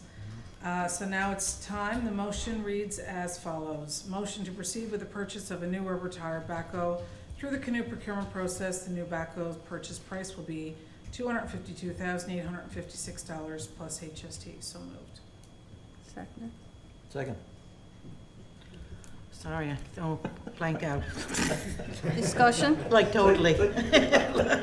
Any discussion? All in favor? Aye. Opposed? Motion carried. I use this opportunity to say how stupid that God blessed conflict of interest crap is, and I gotta say it, sorry. I'll try and say it as nicely as I can, but it drives me crazy every time. There's no way there's a conflict associated with it. It is just people trying to make money, and people are frightened to death over a conflict of interest. And I'll say it every time. It's so stupid. I mean, how do you do business? I mean, everyone should resign themselves from M&L board and then see what happens. I find out who's in conflict, who's not in conflict. Like, it's so ludicrous. It's nuts. And not only that, but I mean, even the smallest, anyway. And So to speak to that though, Mayor had referenced me when I was on the M&L board. I'm no longer on the M&L board, so there is no conflict for me. The conflict here would be the kickback to the organization that he's a board director on. The argument that I would make to that point though would be, this municipality, as all municipalities, are governed by the provincial government and the legislation that the provincial government has in place. If there's concern about legislation, there should be communication sent to our member of the House of Assembly for follow-up and discussion to go through municipal affairs. But our personal opinions, if we are in conflict or not, it's not how this is done. It's done through the legislation and what legislation requires of us.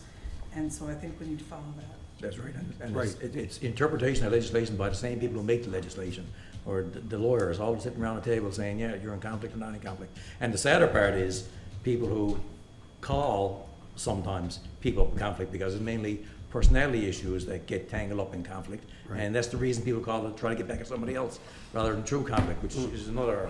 But Anyway, is there? sorry, So, okay, so we're gonna move on from that now. We have it, and that's it. We're gonna move on from that. Have a drink, Tony, have a drink.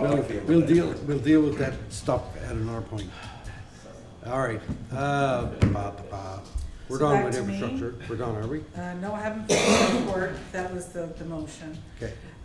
So just a note on traffic calming, I want to thank the department and the team for the new innovative things that they've put in place in certain parts of the community to address traffic calming.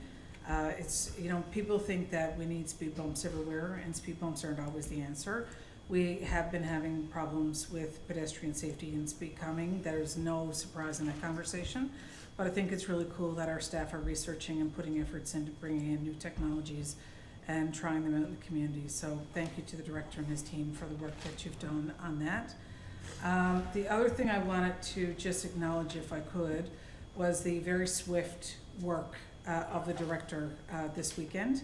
I was in Dominion grocery shopping this weekend when I received a phone call from a resident, and the resident called me and said, there's an issue in our neighborhood with sewage backup. It's not just one house, it's the whole area. We need help. So as I stood in Dominion with a cart full of groceries, I reached out to the CIO and the director. The director called me from Twillingate, and he responded like that and said, I understand this is critical, I need a response, and he had his staff people on it. Within the time that it took for me to get my groceries and out of Dominion, he had not only had responded, he had his staff reached out to, they had contacted the residents, and was on site before I left Dominion. So I think that it's only, I mean, our staff do amazing things every single day. But I think it's really over the top when he's away, he's enjoying his own personal family time, and the level of commitment that our director showed this weekend and his staff to respond in such a way as they did. And the residents did get back to me, and they did share that the person identified what the issue was and that work was being done. Some of these people were experiencing, you know, sewage in their home at that instance, and he was right there, Johnny on the spot, to show up for people, and so were his team. So I just want to put that accolade out and have it on public record, what the Department of Infrastructure and Public Works did this weekend. Yep, Thank did you, an Mayor. excellent job. And the one thing that we need to do is follow up with those residents over there to advise them not to flush those wipes down in the toilet, because that was the problem. My understanding is that there's supposed to be communication about that, that's supposed to be going out to There will the be. residents around Yeah, that. there will So I did get understanding around it. Yeah. But I think, you know, when people ask what do our staff do, Right. sometimes it's nice to be able to share in a public chamber Absolutely. what our staff do. So Yep. thank you. Disposable wipes are not disposable. Yeah. Right. Yeah. Yeah. So Okay. that's the end of my report, Mayor. Thank you. All right, thank you very much. One question, sorry. Go ahead. We're saving questions to the end, I think. I know when we started our tenure, we talked about a trail coming from Eels Nest to Forest Landing, and it's been sitting around a long time now, and for reason, I know, and for good reason. I just wonder where we stand on So that trail overall. I'll speak to that. I asked about that. That was an item that came up in the last election. It was promised to the people in that area that we would work on it. However, in that area, there is a still outstanding legal situation with land ownership that has prevented the ability of the town to take action on that. So my understanding is that's being worked through with the planning department. But at this point in time, the Department of Infrastructure and Public Works is unable to take action in that area until that legal matter is resolved. So Councillor Pollard, I promise you, as I promised the people when we were knocking on the doors 4 years ago, that I would not let that go. We are still trying to find a solution to move that forward. The director has advised me that even as recently as the last meeting, that when the legal issues are resolved, they'll definitely be able to look at it. We have looked at it, and the director has put time and effort in to find a solution, but our hands are tied until the legal matters are resolved. There's one section on that Flora Drive to Indian Mill line that Grand Concourse is going to look into though as well. That's not tangled up in legal, I think that was separate. Right? That's correct, yeah. So that piece is where our drainage ditch flows down through. Yeah. So we were over looking at that, and they're back looking now to see if there's actually enough width there to make the connection down through there. Yeah. So that's one of the ones that we are working towards. Do we know when they expect to get back to us on that, Brian? I don't have a timeline, but I'll certainly reach out to them again in the morning. Thanks. Okay. All right. Thank you very much. Can I have a question and curiosity? I noticed that in the emails going around on the water ban, the pond was down 56 inches. How far down is the intake valve? That's an excellent question. So our intake at normal is between 11 and 12 feet. So right now, if you take 56 inches off that, we're around 7 feet, 6.5, 7 feet above our intake. I've done a bit of calling around, and there's a number of towns around that they've only got 6 or 7 feet above their intake at the best of times. So we're still in a pretty good spot, but like I say, as the pond drops, the volume of water gets less. Obviously, you're going into a bowl. So that's the reason at that point last week we decided to call it as a ban, so. Thanks, Mark. Okay. Is that it? Thank you, yes, yeah. All right, thank you. All right, Recreation and Community Services, Councillor Manning. Thank you. Somebody. Tormenting here. Okay, so we had our meeting on Thursday, July the 24th, myself and Councillor Appleby and Director Jen Martin. Certainly the minutes are there. We discussed liability insurance for the recreation department over there, the department's insurance policy. And the director is looking at a couple of things there and working with the director of corporate services to ensure that we do have adequate coverage for anyone taking part in anything over there. I'm sure everyone's covered. Fall programs and events, we reviewed the plan for that, and registration, fall guide is coming out in the next coming weeks. And registration opens on August the 27th and September 3rd for non-residents, August 27th for residents. And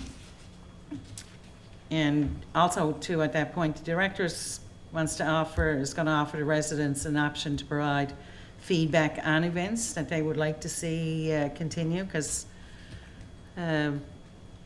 sometimes the events there's low numbers there, and you know, the issue to decisions to decide, do we take it away or not, needs to sometimes be put out there and see what the residents are really and truly looking for.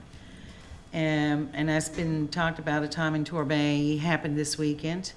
Unfortunately, I was unable to attend, but I've heard nothing but good things. The dance Friday night, and Big R food truck apparently was a huge hit. Great French fries, I hear. So sorry I had to miss that one. And at this time, I want to put out to the coordinators and director for the planning that went in behind the scenes that no one really sees, plus those people and the staff that were there for the whole weekend and doing what they needed to do to make this run smoothly. So hats off to each and every one. I know some people might look and say, well, that's their job, but sometimes your job can get overwhelming, and it shows in how an event plays off the pride you take in what you're doing. So hats off to each and every one that did anything at all with that. It was there's a lot of work to it, and much greatly appreciated. So wanted to put that out there.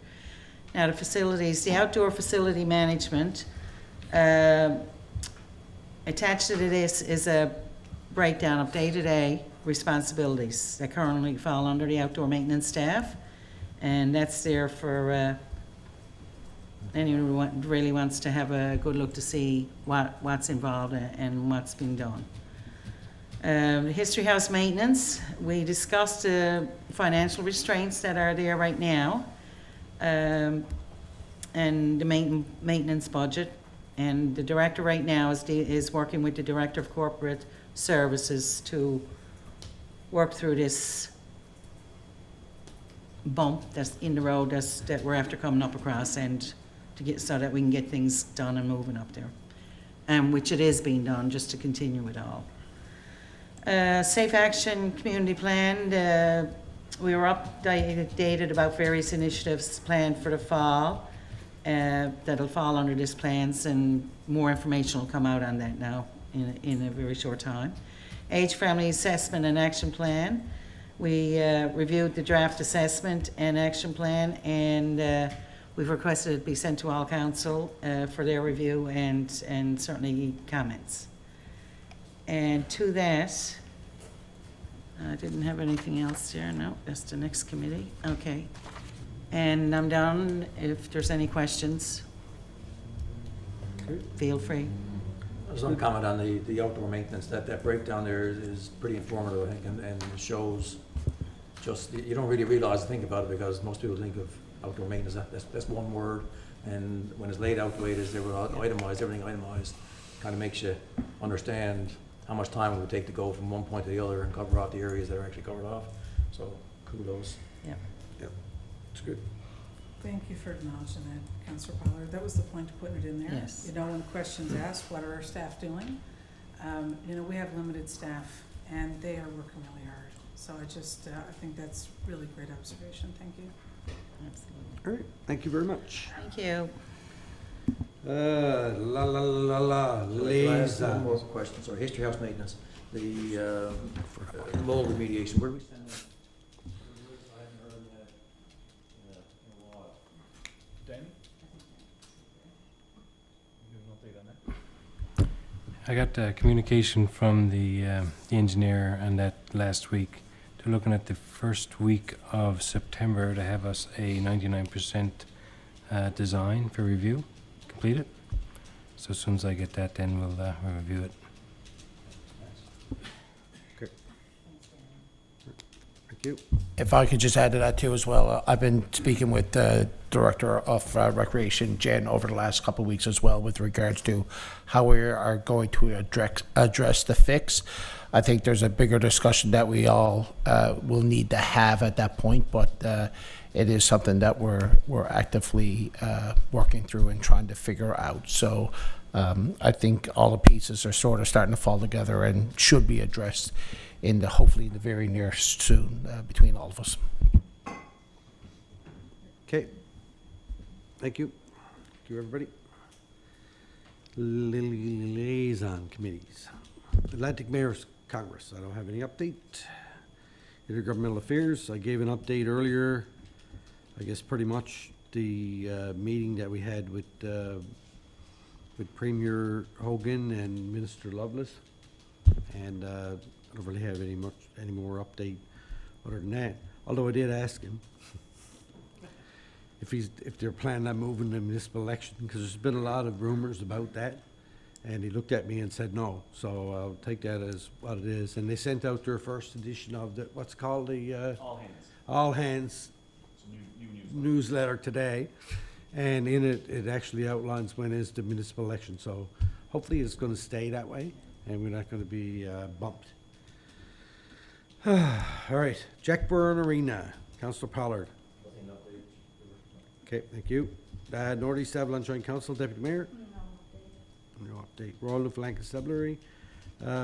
Only thing I will update is that we continue to communicate with the RNC about issues in the town, and I think that the next thing we need to ask them about is speeding. Yes, as obviously it's an issue, but these recent break-ins and stuff that we've been seeing lately, I want to ask them for a follow-up on that. I did have a brief conversation with the inspector that was at the War Memorial on Canada Day about that, and I was going to follow Inspector Brennan, I think his name is. I was trying to find his contact information so I could follow up with him. Can you see if you can find that? And then I'll give him a call. But in the meantime, you can reach out to your regular contacts and ask, I'm with them regularly anyway. ask about that, please, if you don't mind. And that's that. Do you have any add there, Sandy, on that? No, it's good. Okay, thank you. Where else am I? Torbay Volunteer Fire Department, Councillor Manning. Okay. I do have a motion here. The minutes are there for everyone to have a look at, and as always, our volunteer fire department are very busy. And you'll see by their numbers and the calls that they've answered. I just can't put it into words or thank them enough for what they do and the dedication they show. And it even goes some of our volunteers and some piece of equipment, from what I understand about the equipment part, has been sent out to the fires, or gone out to the fires, along with Pooch Cove too, have some people sent out. So these are volunteers that are going out to look after us and those that need it out there. So hats off, I can't say enough about that. I do have to touch on also too, the regatta.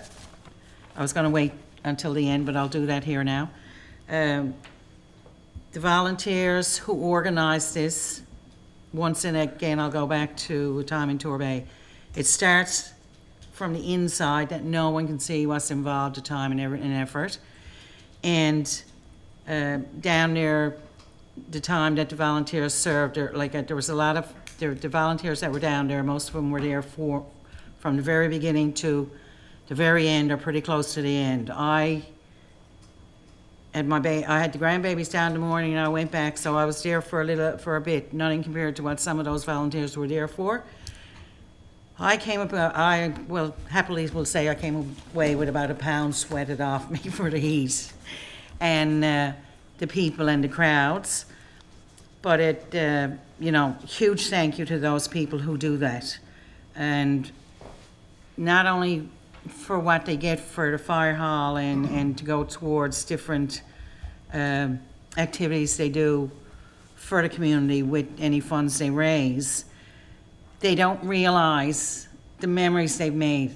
I'm that kid that went down to the regatta when I was 7 and 8, parked by the lake with mom and dad with the cooler in the back and spent the whole day there, and you were up around the Torbay Volunteer Fire Department.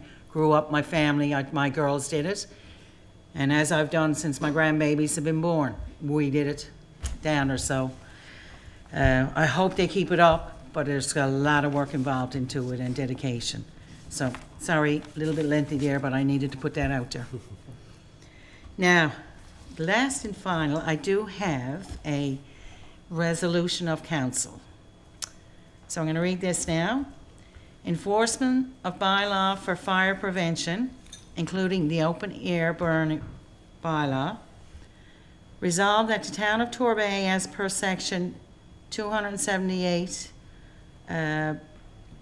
1 of the Towns and Local Service Districts Act, appoint the fire chief, deputy fire chief, and fire prevention officer of the Torbay Volunteer Fire Department as by-law enforcement officers for the purpose of the fire prevention bylaw. The appointment will provide the necessary authority to the above-mentioned to issue tickets to those who are in contravention of the fire prevention bylaw. So moved. Second. Thank you. Moved and seconded. Comments? Just a All- question. Right. For the ticketing purposes, do we have a procedure for like first offense warning, second, however, so much time to respond before a ticket is issued? Well, I mean, this is to enforce the fire bylaw. Sandy? Yeah, Yeah, the but former I just procedure, we're working on that now. Yeah, I've talked to Ray recently, and he's putting all that together now, working with other divisions. David, I think, is involved to put all that process together. So wouldn't it be better if we had that to be, when we approve this? Because otherwise. This is just to appoint them. That's all this is. Okay. That's to give them the authority. So once we get to that point, then we can start doing that. So this isn't authorizing us or obligating us. It's just giving them the authority. So it's just a standard procedure so that they've got the authority then. Right, but there won't be any, just to confirm, there won't be anything issued until we've got a policy in place of how. Yes, a that was procedure has to done. be in place, yeah. This is just Okay. giving them that authority as by law enforcement officers, that's all. Right, so, but there would be nothing written until the policy's in place. Right. Got it. Okay, I'm good. Doesn't the fire department already have, Not specifically for this, no. not No. specifically for this, but they do have open burning Yes. regularly? Yes, they do. Yeah. This is a new one that we approved last time. Okay, This is just giving them specific authority under that. all right, thank you. It's no different than giving authority to the municipal enforcement. Same thing. Our municipal Yeah, enforcement. exactly, same thing, yeah. Same This section. is basically saying though is to issue tickets, so Yeah. there is no amount or set to issue tickets or anything at this point. Yeah, that's why I said policy, Yeah, right? same idea. Yeah, Yeah. okay. Okay, all right, any other questions? Just on that note, sorry. The sooner the better, because of what's happening now. See the mayor, CBS on the news this evening. It's They very had frustrating. open fires on Yeah. Thompson Beach. all Right. the time. And then forest fires out there is ridiculous. Now, that being said, if you have open fire, the fire department are gonna come and they're gonna put it out, right? So, Yeah, we still can do no that. question about that. They have the authority to do that already. Yeah. Any other comment? Okay, all in favor? Aye. Opposed? Carried. So, Mayor, before you move on, can I Go ahead. just add one thing, please, the fire Sure. department? right, The call that I just took at the beginning of the meeting was from a member of the fire department. And one of our own was injured in an accident last week. I wanted to share that I got a call from a member of our fire department about that. That's why I left this meeting. And I have the permission of the fire department member to share this information. The first responders that showed up at that accident were St. John's Regional Fire Department. And the amount of respect that the St. John's Regional Fire Department showed for our member and their family and our department was exceptional. So I just wanted to share and recognize, with the permission of the family tonight, that that was absolutely over the top. They really went out of their way to do everything they could for our fire department, the member and family, and it was very appreciated. And now that same fire representative had said to me, and now you see our guys going to CBS and Holyrood to help and support them. The amount of respect that there is between the firefighters, within our municipalities is exceptional. And I received a call tonight and had permission to share the story of what they did. So I don't want to get into sharing a lot of the personal, information about that, but I was asked to share this, and I'm very happy to share that that level of respect and what they did was really something else. So I just want to acknowledge St. John's Regional for what they did and thank them for the respect they showed our department and the family. Thank you. Yep, excellent, thank you. So, on another note, I did have an opportunity when we were down to the regatta to hang out in the booth with the fire department for a few hours and sell some tickets.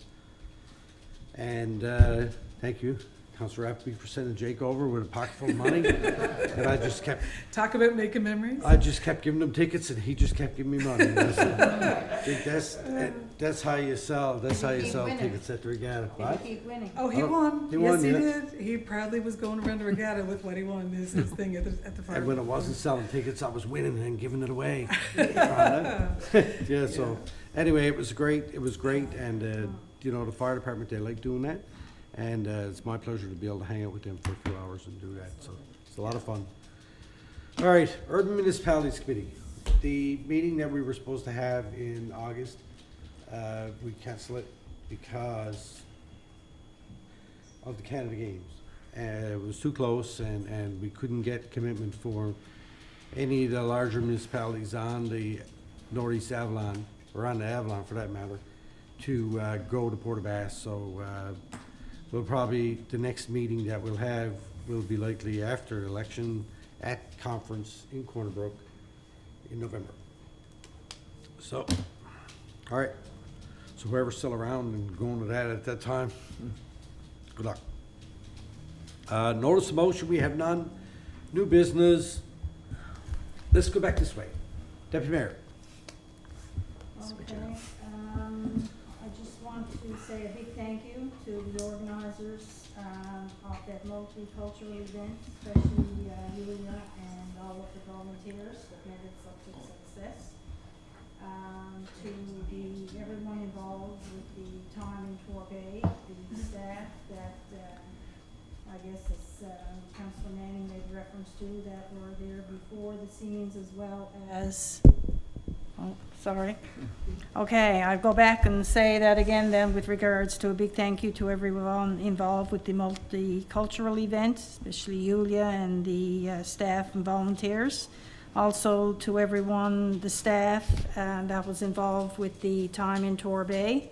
Managed to get there for a while on Saturday night. As well as the presentation that from the Green Team here tonight, Shannon and Logan. It's really good to see where we originally started from with the Green Team to where we are today. And the other one that I had here was the condolences, my condolences to the Witten and Sandra Bazan family. I had the opportunity to attend both of those funerals the week, and great job that was done at both of the funerals, and especially the Witten family, that Father Jeff. While that was a lady that never really ever came out very much and never did see her, but have 15 children and know that they're all still alive, and that's a wonderful thing in itself. I felt that I knew her after the homily and that Father Jeff gave, and I think that it was only seemed a few short months ago that we did a little get wish well for Sandra Bazan, and I think that she's gone. It's a big loss to the community for sure. So, and that's it. Okay, thank you. Councillor Empty. Thank you, Mayor. So I want to issue congratulations to Krista Balsam, who was a past member of the Fort McMurray Wood Buffalo Torbay Town Council. She just posted today on Facebook that she's been called to the bar in Alberta. And I think it's really great. Krista was, I met Krista through the FCM and her service there. I met her years ago, and she said to me years ago here in Torbay, she said, I'm gonna go back to law school and I'm gonna graduate. And I went, you know what, that's a really tall order, but good luck to you. And in the interim of that, she's had a little son besides. So I think it's a really cool achievement, and I just want to share, I mean, you think about the connectivity that we have more, in common than not, but that was such a significant achievement. I wanted to share that. So congratulations to Krista in being called to the bar today. I think that's fabulous. Wanted to put a shout out to John Callahan. We were at the Churchill's Festival this past week, and we were in the crowd enjoying the time, and I get a tap on the shoulder, and here's John, and he said, how you doing? Good to see you, Trina. Good to see you too. And in that instant, 2 minutes after, this lady collapsed. She just collapsed. And without thinking twice, he, as he would on his own, jumped into action, went over there and said, hey, I'm here to help. And off he went with that lady to find the first aid people to make sure she was sorted. And I thought, we're always so proud of our fire department and members of the fire department. He wasn't acting as a member of the fire department in that space, but because of the work he does, he knew just what to do and how to help out. So I just want to put a shout out to John for, even anywhere that these guys are, they're always on. They're just always on. So hats off to him for that. And then a second thank you to just in the final notes of thank you to the St. John's Regional Fire Department for what they did in that accident. It's really over the top and really well appreciated what they did. So those are the things that I wanted to raise, Mayor, and thank you for the opportunity. Okay, thank you. Where am I to? Councillor Pollard. Thank you, Your Worship. This one is kind of a personal one for me, and I don't mean it to be personal in and of itself. I just want to really comment about how a community comes together, and it relates to Marlene, and everyone knows Marlene has her journey through breast cancer. But I just want to speak to the Dragon Boat races and how the community came together to support, and they put a team in called Marlene's Mermaids. And I just wanted to mention and thank you to everybody. And as a side note, surprisingly, when I was there, I didn't expect other people to be there as well, like Robbie Hicks, for instance, right? They go up to the line, and all of a sudden, Robbie's there. I said, oh my God, more people from Torbay. But anyway, so I just want to say thank you to, and associated communities, how close we are with some of the other communities as well. So I just want to say thank you to the members of the team for showing up and supporting Marlene in the boat itself. It was Marriott Byrne, Sheila Tapper, Marlene herself, Gina Whitty, Michelle Keating, Teresa Bell, Michelle Myrick, Sheila Bartlett, Darlene Hearn, Nancy Penton, Jackie O'Keefe, Michelle Fleming, Diane McGraw, Claire Murphy, Vicky Greeley, Tina Codner, Stephanie Bulger, Kelly Tapper, Sonia Sullivan, Betty Roach, Tim Bell, and Victoria Young. And of course, also out there, like I said, volunteering as well, Shirley Thorne has been there for years with the Avalon Dragons, as well as Tracy Duffy, and Robbie Hicks, who's on the front lines, guiding people down through the boat, and Bob Weber and Muriel Weber, and there may be others. So if I missed anybody, I certainly, I apologize for that. But they're the ones who I noticed, and I just want to say how great it was a showing for everybody to come together. The money raised would be help support the Avalon Dragons, promote the role of an active lifestyle, and how that helps in the prevention and complication of breast cancer. So the Mermaids raised $5,070 towards that. So it was great. So I just want to say thank you to all those participants, and it just means so much, on a personal level and the greater level as well. So thanks. Excellent. Thank you. Councillor Manning. All right. Mostly I had the fire department there, but I said that already. But I also wanted to throw out a huge thank you, certainly to History House, all the volunteers up there and staff. The events that are put off down at the stage down at the beach. As I said before, without people realizing what goes on behind the scenes, it's a big thank you to all of them. And on a final note, just to add, in case I do not get the opportunity, or I forget, I would like to thank each and every one sat around this table for the 4 years that you've been helping me out in my journey here, right? And like I said, I may not get the opportunity to say it.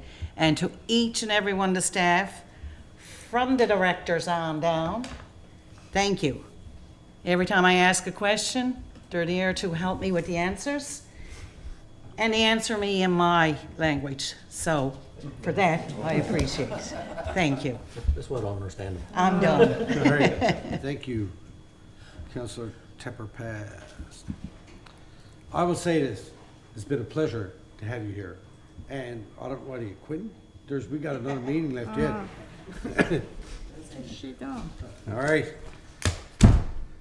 All right. So, listen, as I always do, and to echo what Councillor Manning just said, I want to thank council and staff for the hard work that you've been doing since the last time we met, that you do every week, every day, and it doesn't go unnoticed. We recognize, residents recognize that our staff do good jobs. You know, do we always do everything perfect? Maybe not. I know I'm not perfect, but, well, Rhonda does everything perfect. But, you know, it's a difficult position that we're in sometimes, and, you know, it can be a lot of fun, it can be a lot of stress, it can be a lot of everything, but, you know, we're all here for the right reasons, and that includes staff and council. I want to thank the residents who always come to our meetings, and those who are, millions are watching online, I'm sure. But, you know, it's a pleasure. I want to say congratulations to the rowers from the town of Torbay who took part in the regatta, and also to the Torbay men's team that finished third in the championship race. They were only behind by a nose. They were pretty close, and you know, they work. It's amazing. They work so hard all year round to go for that 9 or whatever minutes it is, and up and down the pond, and they put everything into it, and you can tell by looking at them. And it was, you know, it was great to be down there and help support them and all that stuff. I can't even read what I got wrote there. I want to say, oh, my condolences to the Witten family and Sandra Brisson. Sandra, when the church was for sale, she kept coming to me all the time and saying, "We knew we were going to go to Italy and see the Pope." And I said, "Sandra, I can't speak Italian, don't you worry, I'll do the talking." She said.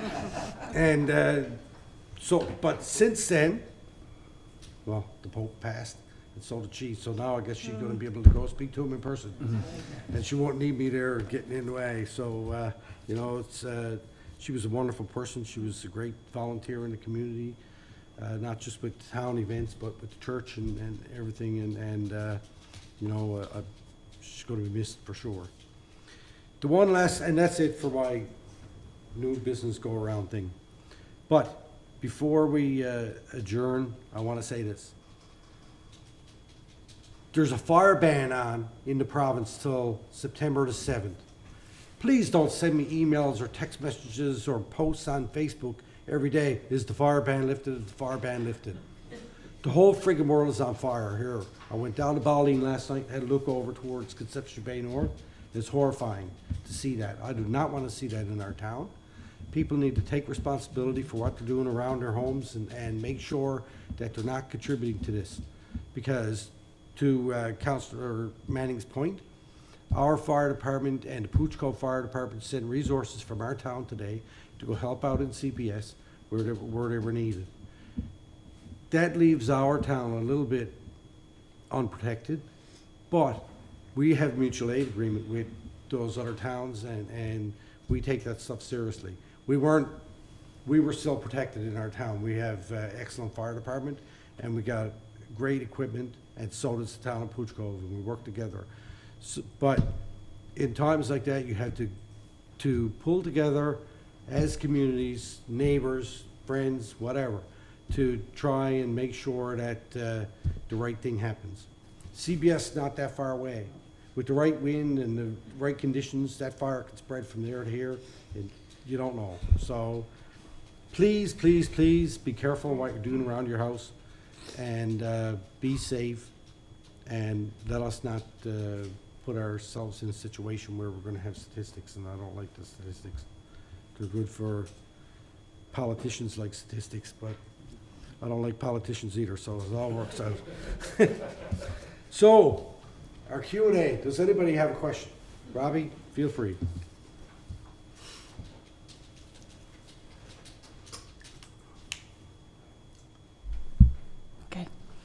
First of all, I'd like to point out that Marlene's Mermaids got the prize for the most enthusiastic dragon boat team. And Mariette got the prize for the most enthusiastic drummer ever. Well, there's no surprise. Yeah. I have a question. I'm looking for some clarification and a recommendation of how to proceed. And the reason why I haven't just contacted Brian directly about this is that other people in Torbay who may be listening may be wondering the same thing. Last year, on 2 occasions, there was a truck labeled swimming pools with a great big tank on back down at Watts Pond, filling up. Now, I haven't seen it this year. That doesn't mean it hasn't happened. I don't know. More recently, Whiteways Pond, there was a big truck there. Yeah. Whose responsibility, do these ponds in Torbay come under the direction of our municipality or under the province's direction? And if I see somebody doing this on Watts Pond, who do I call? Or are they allowed to do that? It's a good question. I would assume the ponds fall under water resources, right? But if we see that, it's okay to contact the town, and then we will contact water resources, or should we get the residents to do it directly? What would be really awesome, I don't know if these trucks have a phone number on it. So in general, they require a permit from Okay. water resources. Okay. So the tricky part is that we don't quite know when they're there, or if they might actually have a permit. So if they have a company name on it, if you can forward that, and we can at least find out if they have a permit, and then we're gonna have to figure out how to follow up. Okay. So that kind Yeah. of is Yeah, okay. Probably snap a picture. All right. So I shouldn't be calling the RNC or something rather, because they may actually have permission to do that. Right. Yeah. All right. Because I know there are some well drilling companies Yes. that do have permits from water resources to Yeah. draw water because they need it to drill wells. Well, the one I've seen, it was swimming pools, I believe. They Yeah. Right, I get your point, Yeah. but I guess the overall arching is if we could get the number Right. or the company name, we can call, we can follow up with water resources. So there are companies that do that, right? All right, thank you. That it? No. Okay, go ahead. I know it's late. Sorry? Just because you haven't seen me doesn't mean I haven't been watching. First of all, 2006, that's when the Jones Pond Trail blockage started. We're in 2025. I wanted to follow up on the proposal to rezone 217 Indian Mill Line. I live on Indian Mill Line for the last 42 years. I'm opposed to this rezoning, and I am sending a letter, so I'm not here to give you all my reasons. I do have some questions before I send my letter in. This rezoning is driven completely and solely by a business who wants to establish a facility, industrial facility at that corner. And it's not a town-driven zoning amendment. So I believe that we have the right to know the name of the company. I think that is basic information that we can use to judge as residents who exactly wants to put a business in front of our homes in this neighborhood. And so far, it's been redacted. And we know the names of developers who operate in Torbay. Other towns provide the names of businesses, so I really think that the residents have a right to know the name of the business, because I don't know much about this type of business myself. And if I had the name, I could look into it, check websites, find out exactly what's involved in the work they do. So I really think that the town, the council, and the PLUD should reconsider that. I think that's... The question, and I'll ask Julia is, right, so the rezoning request that we have right now is from the current property owner? No? It's from the business. No, like, the current property owner has to be in support of the request to rezone. So it is the company that is looking to develop the land is the applicant. Okay. Yeah. We don't release those names because really at present moment it's the proposed use and the zoning that's in question, and we don't really release any information that's subject to the Information and Privacy Act. So if I applied for the information under the Privacy Act, I wouldn't be able to get it? Correct. Yeah, That's there is an correct. exception. It's actually a mandatory exception that protects the business interest of third parties. That's not our legislation or So, our regulations. That's I mean, provincial legislation. Yeah, in this case, I consider anyways that the zoning goes in line with the business. This the rezoning is strictly to put that business there.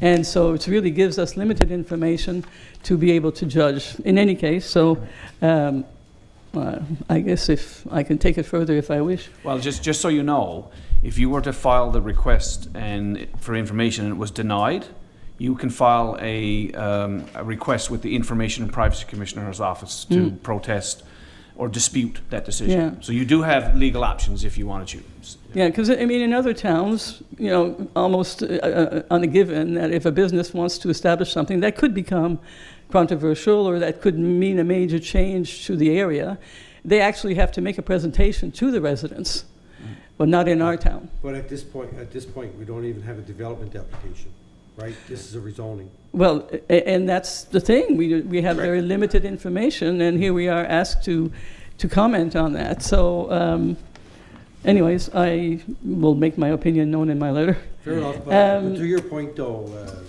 Alan, I think that we've provided all the information that we have that we're legally required to do, that we're allowed to do, actually. We're not allowed to release the name. And just because other towns do things incorrectly doesn't mean that we're going to do it incorrectly. Well, and perhaps then the thing would have been to get more information from them to know exactly what's involved. Right. There's very little, limited information in the 2 pages.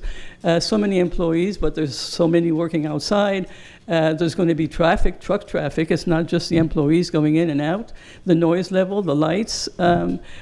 We haven't got any of that. Well, you didn't have any of that to look at this proposal.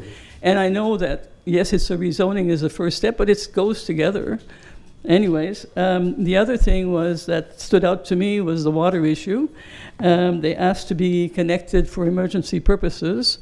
They wouldn't use it for other purposes. We said no to that. Eh? We said no to that, right? No, you haven't said no. You said you wouldn't guarantee it. Right, we couldn't guarantee it. Well, because the thing is that if that's a breaking point, because they do say in their letter that that would be a limiting factor for them, so they wouldn't maybe go forward if you said no right now.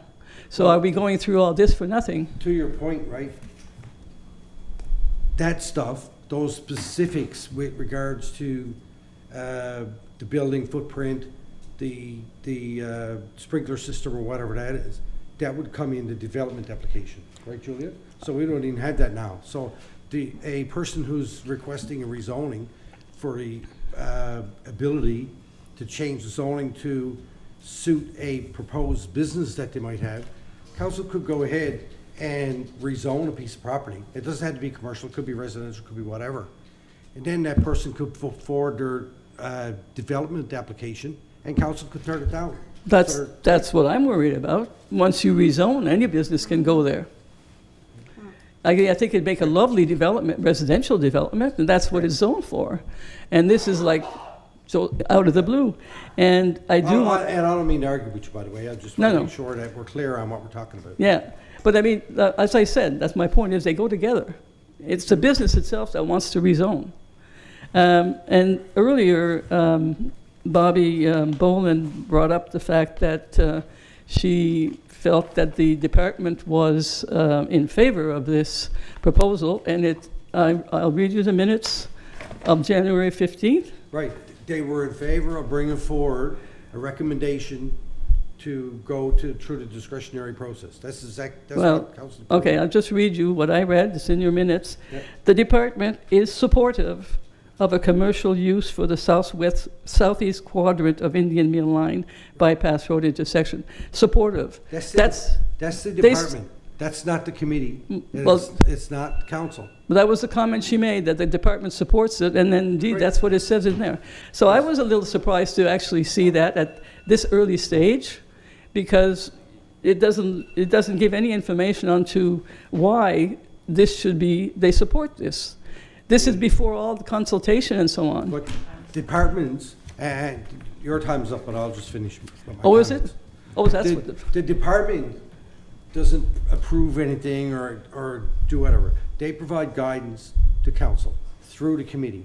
So just because staff, the department in general, might be in favor of something, they're looking at it from the point of view of this piece of property is here, we have this type of application, we need to do this kind of work, it could fit in this zone.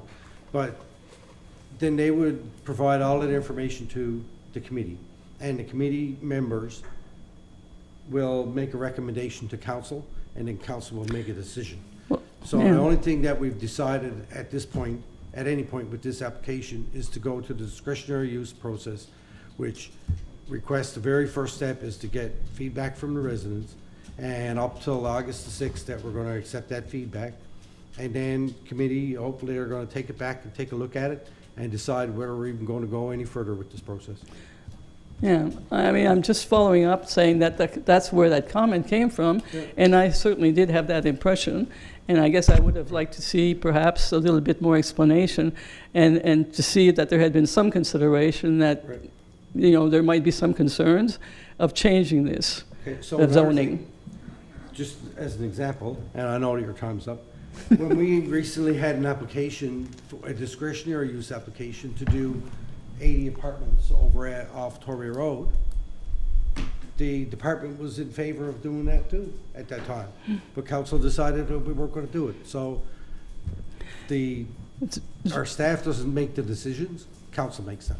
It's very difficult for residents when you go into a neighborhood that's been established for a long time. I'm not just talking about Indian Mill Line, but that's also the issue you had at Forest Landing, where you tried to put some buildings in there. When you try to intensify the use of a piece of land that is within an established residential development, you're going to have blowback. I mean, and commercial. That's right, we expect that, but there's lots of places in the town where commercial and residential coexist. Anyways. We've been doing it for years. Thank you for your time. I don't want to debate with you, but I just wanted to make sure that we're on the same page, the same understanding of where we're at with this process. Yeah. Right? Thank you. You'll get my letter. Okay. All righty. Next public council meeting is scheduled to take place Tuesday, September 2nd, 2025, 6:30 right here in council chambers of the town of Torbay. And with that, I would entertain a motion to adjourn, please. So moved. Moved, seconded, all in favor, aye, opposed, carried. Thank you very much.